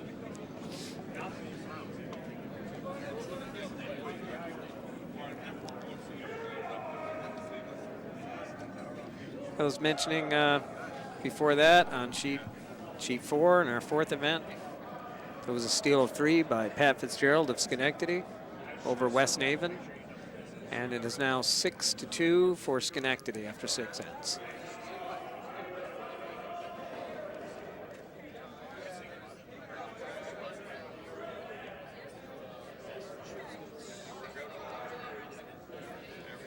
All right. Brett Sanawani's calling his first shot at the end. Gonna need a center line guard.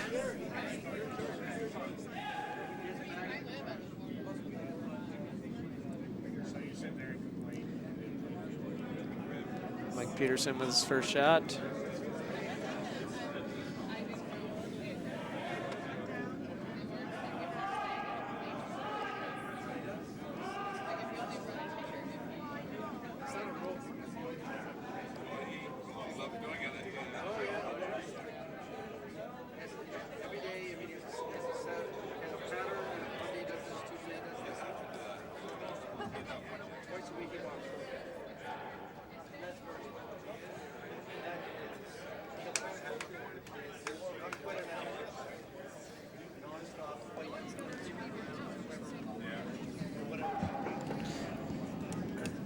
Welcome back, Dan. Thank you. I don't know if our viewers can see this, but our scoreboard seems to be displaying a background now instead of red and yellow.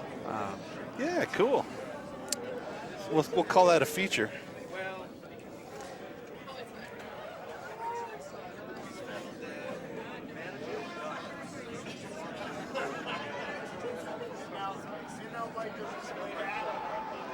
Well, since I am not sure how I'm going to fix that, just remember that playing field is on top of the scoreboard and Albany's on the bottom.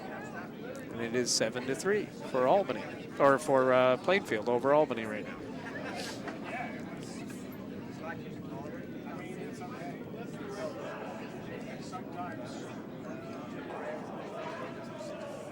Oh. Looks like it's fixed itself. Yeah, at least on that screen. Maybe all of them. It's too bad. I kind of missed the snowy scenes. Snowy, yeah. Well, we can wait on the snowy scenes. Here's some logic for you. The later it starts, the sooner it will end. Hi, John. John's confirming that he could see the great skiing scene.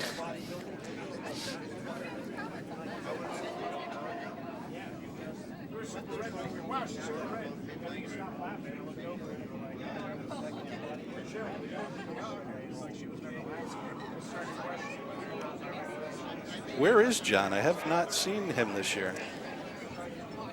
Maybe he could let us know.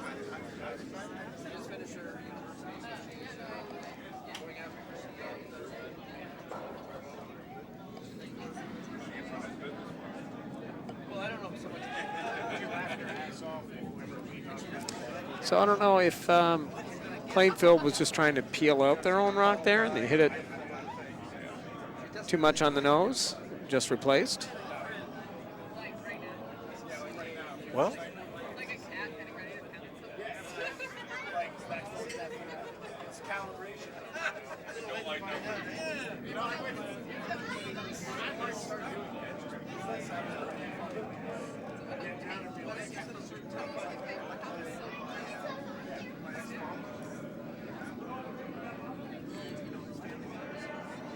so the draw attempt's on its way. Sweepers have been escorting it. And I guess they're just content with trying to set up the mother of all Christmas trees.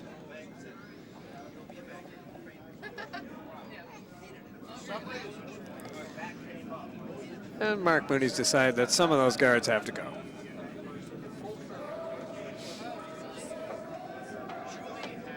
Well, get rid of 2 for sure.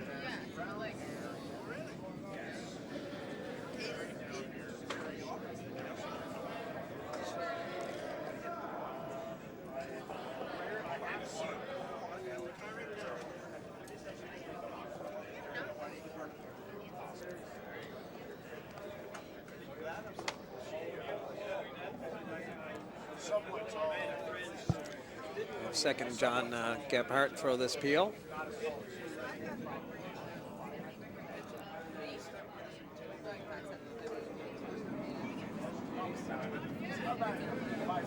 Yeah, he's throwing some good weight at it. No sweep call as of yet. Might just take the top one off.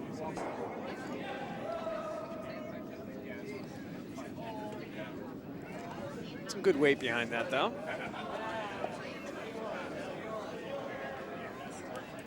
Definitely an underappreciated skill, the ability to throw accurate peel weight. Dion, are you saying that I don't appreciate you? No, you appreciate accurate peel weight.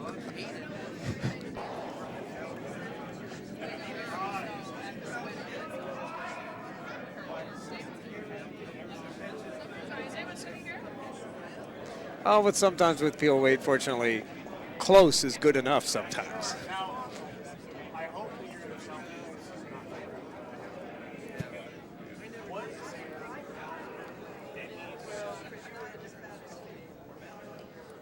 It's buried. It's deep, but it's buried. And shot. So Jeff Brewster was asking what the feedback has been from the visiting clubs on the ice. And honestly, I've only heard a few comments because I got off a plane at 2 o'clock this afternoon and came over to the club. So, Dion, what have you been hearing this weekend? I think it's been pretty positive. We'll certainly hear more from the winners and finalists when they typically, if people haven't been to Bonspiels, when people get up to introduce their teams, they'll thank everyone and have commentary about the food and the quality of the ice, etc. So I'm hoping to hear very positive things. Isn't there somewhat of a, what do we call it, a tradition, or maybe just the history of winning teams love the ice and teams that come in second have varied opinions of the ice? Well, after one game, I asked a team who had just lost, and they said that the ice was good and they could not blame the ice for their loss, only themselves. Well, so we've eliminated a variable here at Schenectady Curling Club.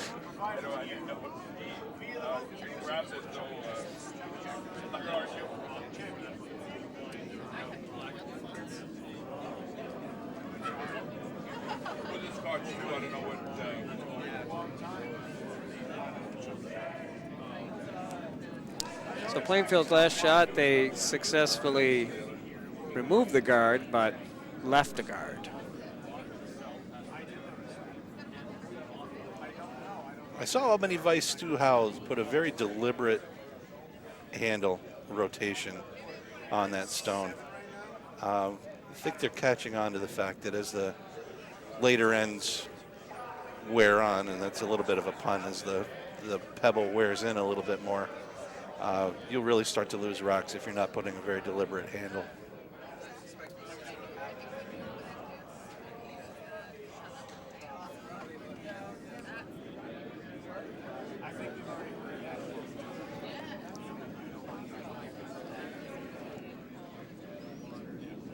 So Mark Mooney asking for peel weight here. I think he'll be happy just to remove the top yellow. Not quite peel weight delivered by Bill, and the brushes are on it right away. Looks like he's going to be on the guard all the way. But did clear the guard. So now I think Albany is going to want to guard, or as I like to say, guard for your life right now. Yeah, it's not much more complicated than that. I mean, they're lying too. If they can protect their stones, make things a little bit more difficult. and hope for a miss or a half shot to keep them going in this game. Do you like that if your feet rolls are wide or? Interesting update over on sheet 1. Team Stefanik scored 3 with the hammer in the 7th to pull within 1. It's now 7-6. Stepera over Stefanik, 1 end left, and Stepera has the hammer.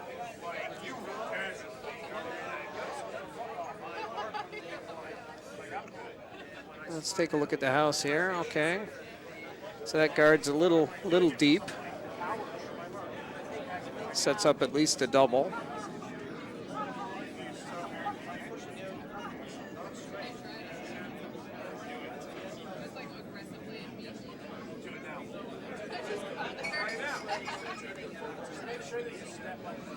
The TV screen looks like there's a triple there, but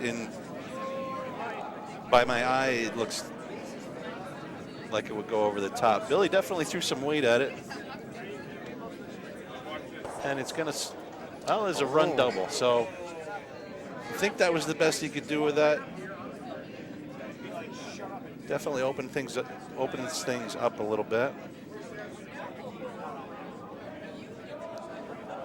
Leaves Albany sitting 1.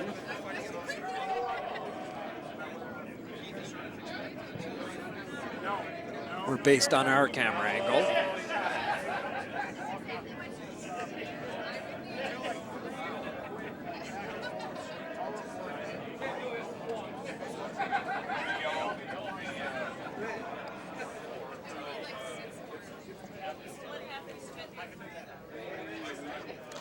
Over in our D event, after being up 4, Schenectady Fitzgerald, West Naven now has the opportunity to tie the game by drawing in for a 4th point. They're sitting 3 right now.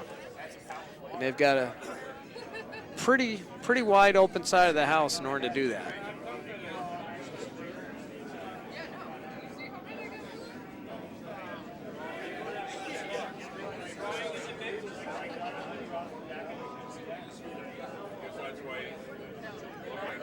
Looks like there's a little discussion with the front end here, and let's get Brett Sanawani discussing other options.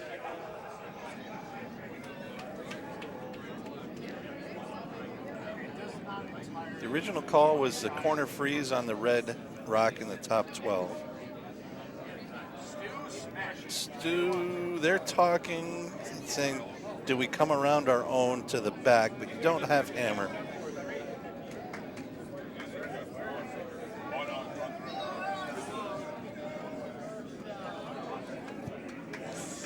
And on sheet 4, Jerry Archenbaum successfully draws for 4, so it's all tied up after 7 ends, 6-6.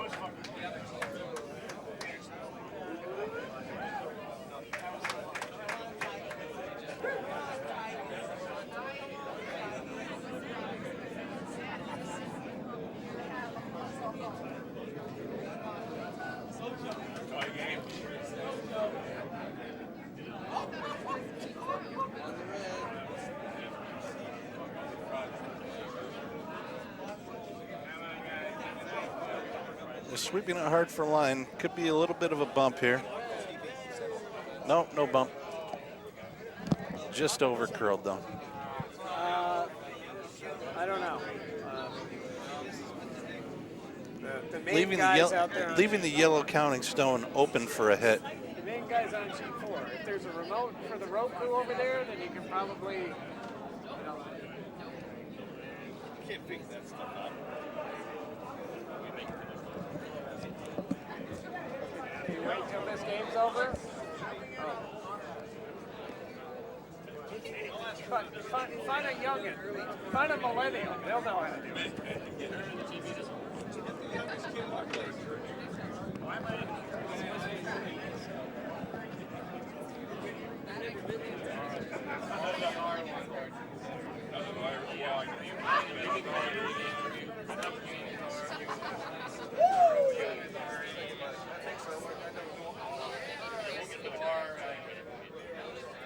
Friday,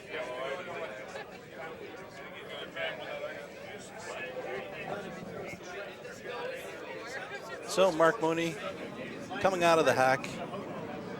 Kind of a control normal. They're on it early, swooping it hard.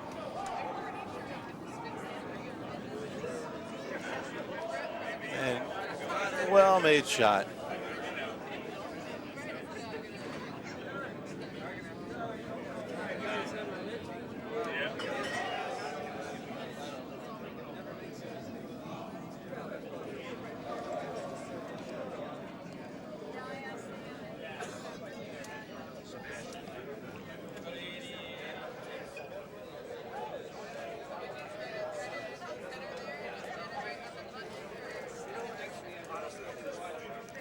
Albany's looking for discussing the hit and half hide to sit one, and then they need Mooney to miss.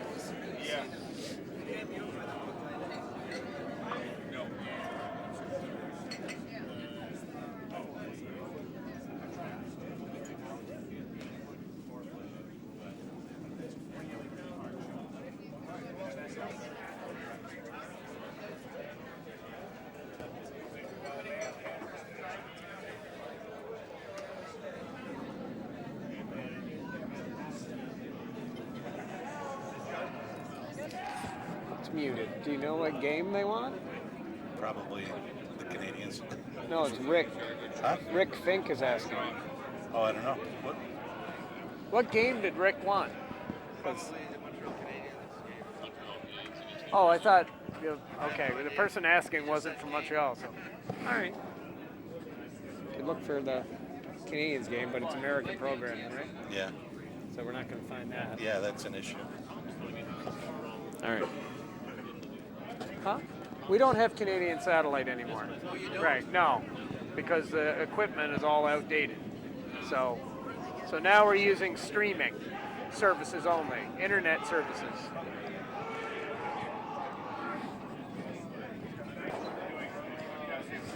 All right.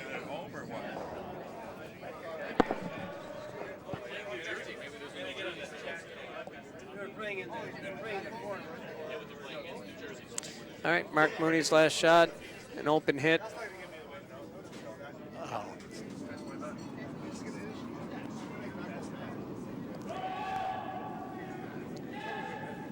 He makes his shot, he scores 3, and it'll be handshakes. Well-made shot, and that should be the end of the game.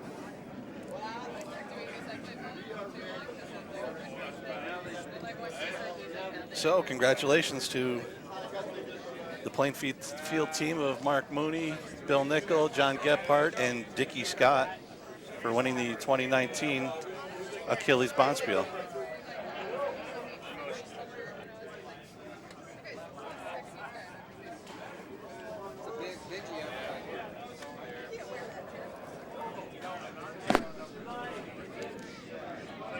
And we'll stay on and we'll keep you updated on the results of the other games. We'll switch to the near delivery so you can at least see part of the house on sheet 4.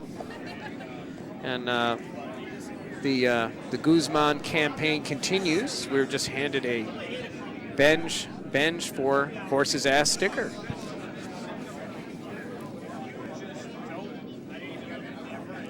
All right, John, it's nice to hear that you're going to be back in January. We look forward to it.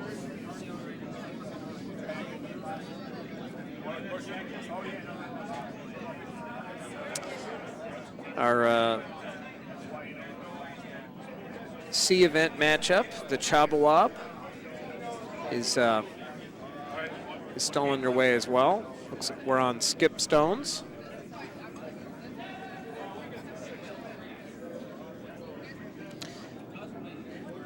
And it looks like Team Stupera is sitting 1 in the 4-foot. Stefanik is second count in the 8-foot. And there are some other rocks as well, but those are the rocks of significance.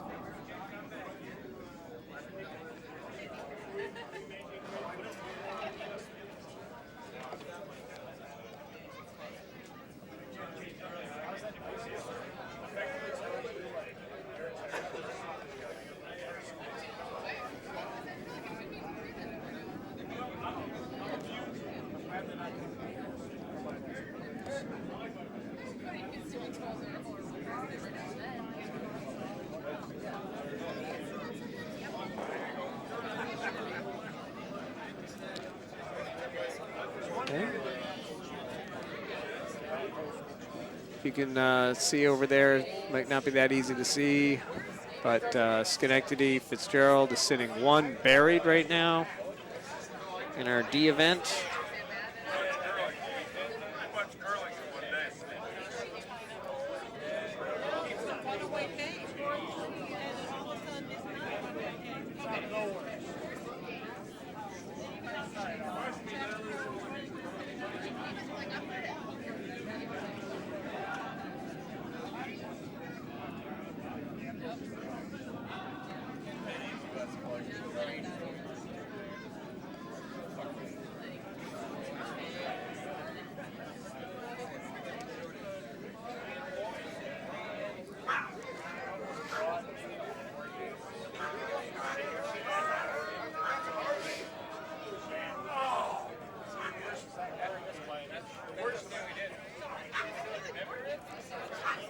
West Naven just made a nice shot to draw around, but just shy of being shot rock.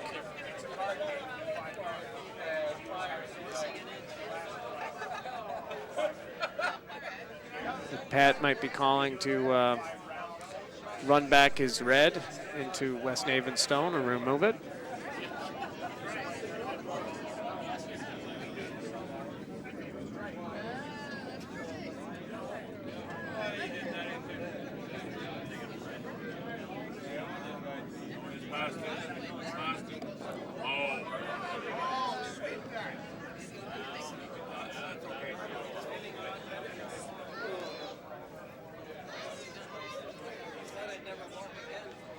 It's now opened up for West Naven to play a short bump on their yellow to sit shot.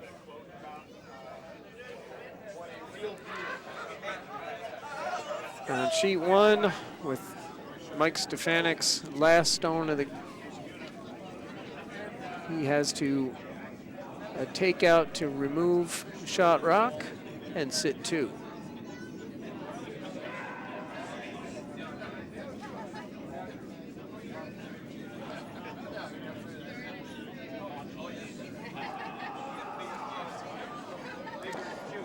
Made the shot and rolled out. He's now sitting 1. So with the hammer, Jack Stepera has an open draw. If he can touch the 4-foot, he wins the game. On sheet 4, we just had West Naven just tap up their yellow stone a little bit, and they are now shot rock. And Fitzgerald looking to remove that rock.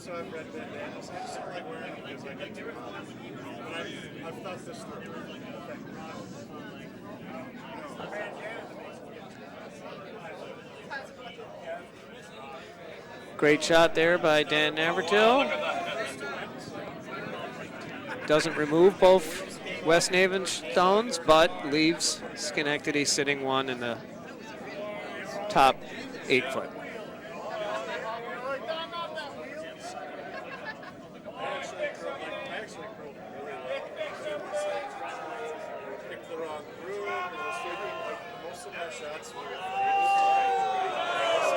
And over on sheet 1, Stepera is successfully drawn, outdrawn. With a rub and a roll. Stefanik. To outdraw Stefanik by about 1.5 inches. So congratulations to Jack Stepera and his team on winning the Chabawab, the 3rd event of the Achilles Bounce Wheel.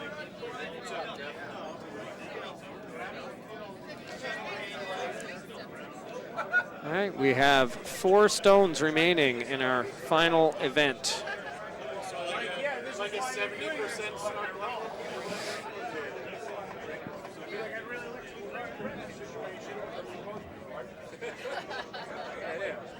So it's less snarky than your normal.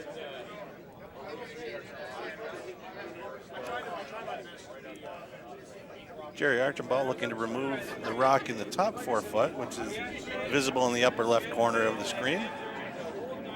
Sweepers are on it early. They're by the guard. And that removes the rock and rolls to center. So West Naven sitting 2 right now.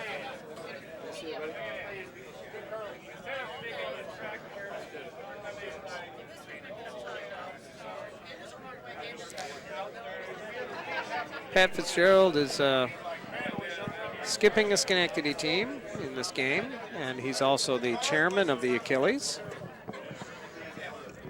Anyone's played in and run a bonspiel, it's a heavy lift, but I'm glad he's able to play in it.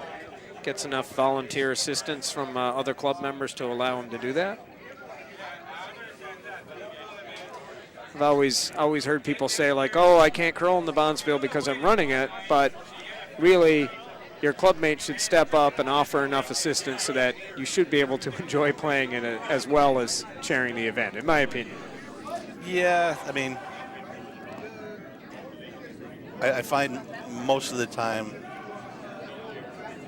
anyone could run a bonspiel and nice curl double. A lot of times it comes down to the individual's ability to balance those two things and trust in others to get the work done while you're on the ice. Sorry. Delegate, delegate, delegate.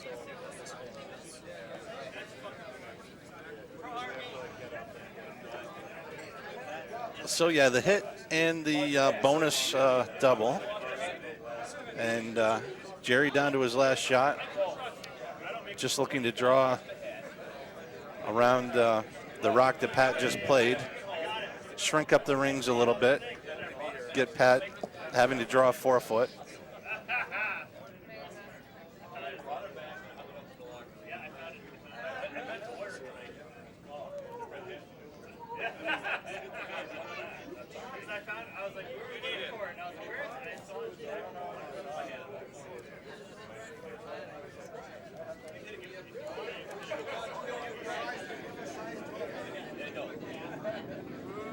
And the rock is away. Sweepers are alongside it. Now they're sweeping.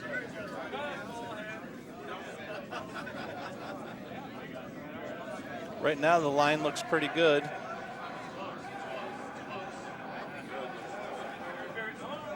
Starting to curl, getting close. Oh, but it does roll into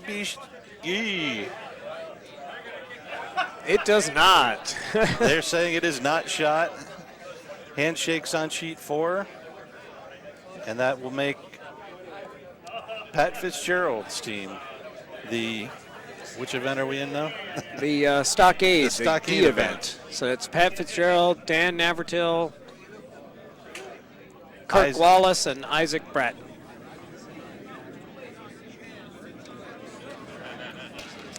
All right, well, thank you, everybody, for tuning in. I know a lot of you have already dropped off after our main event finished. And thank you, Dan, for helping call the game. You appreciate that. Again, don't forget, like, share, and subscribe. We want to get to 100,000 subscribers before long. And click all the ads. All right, later.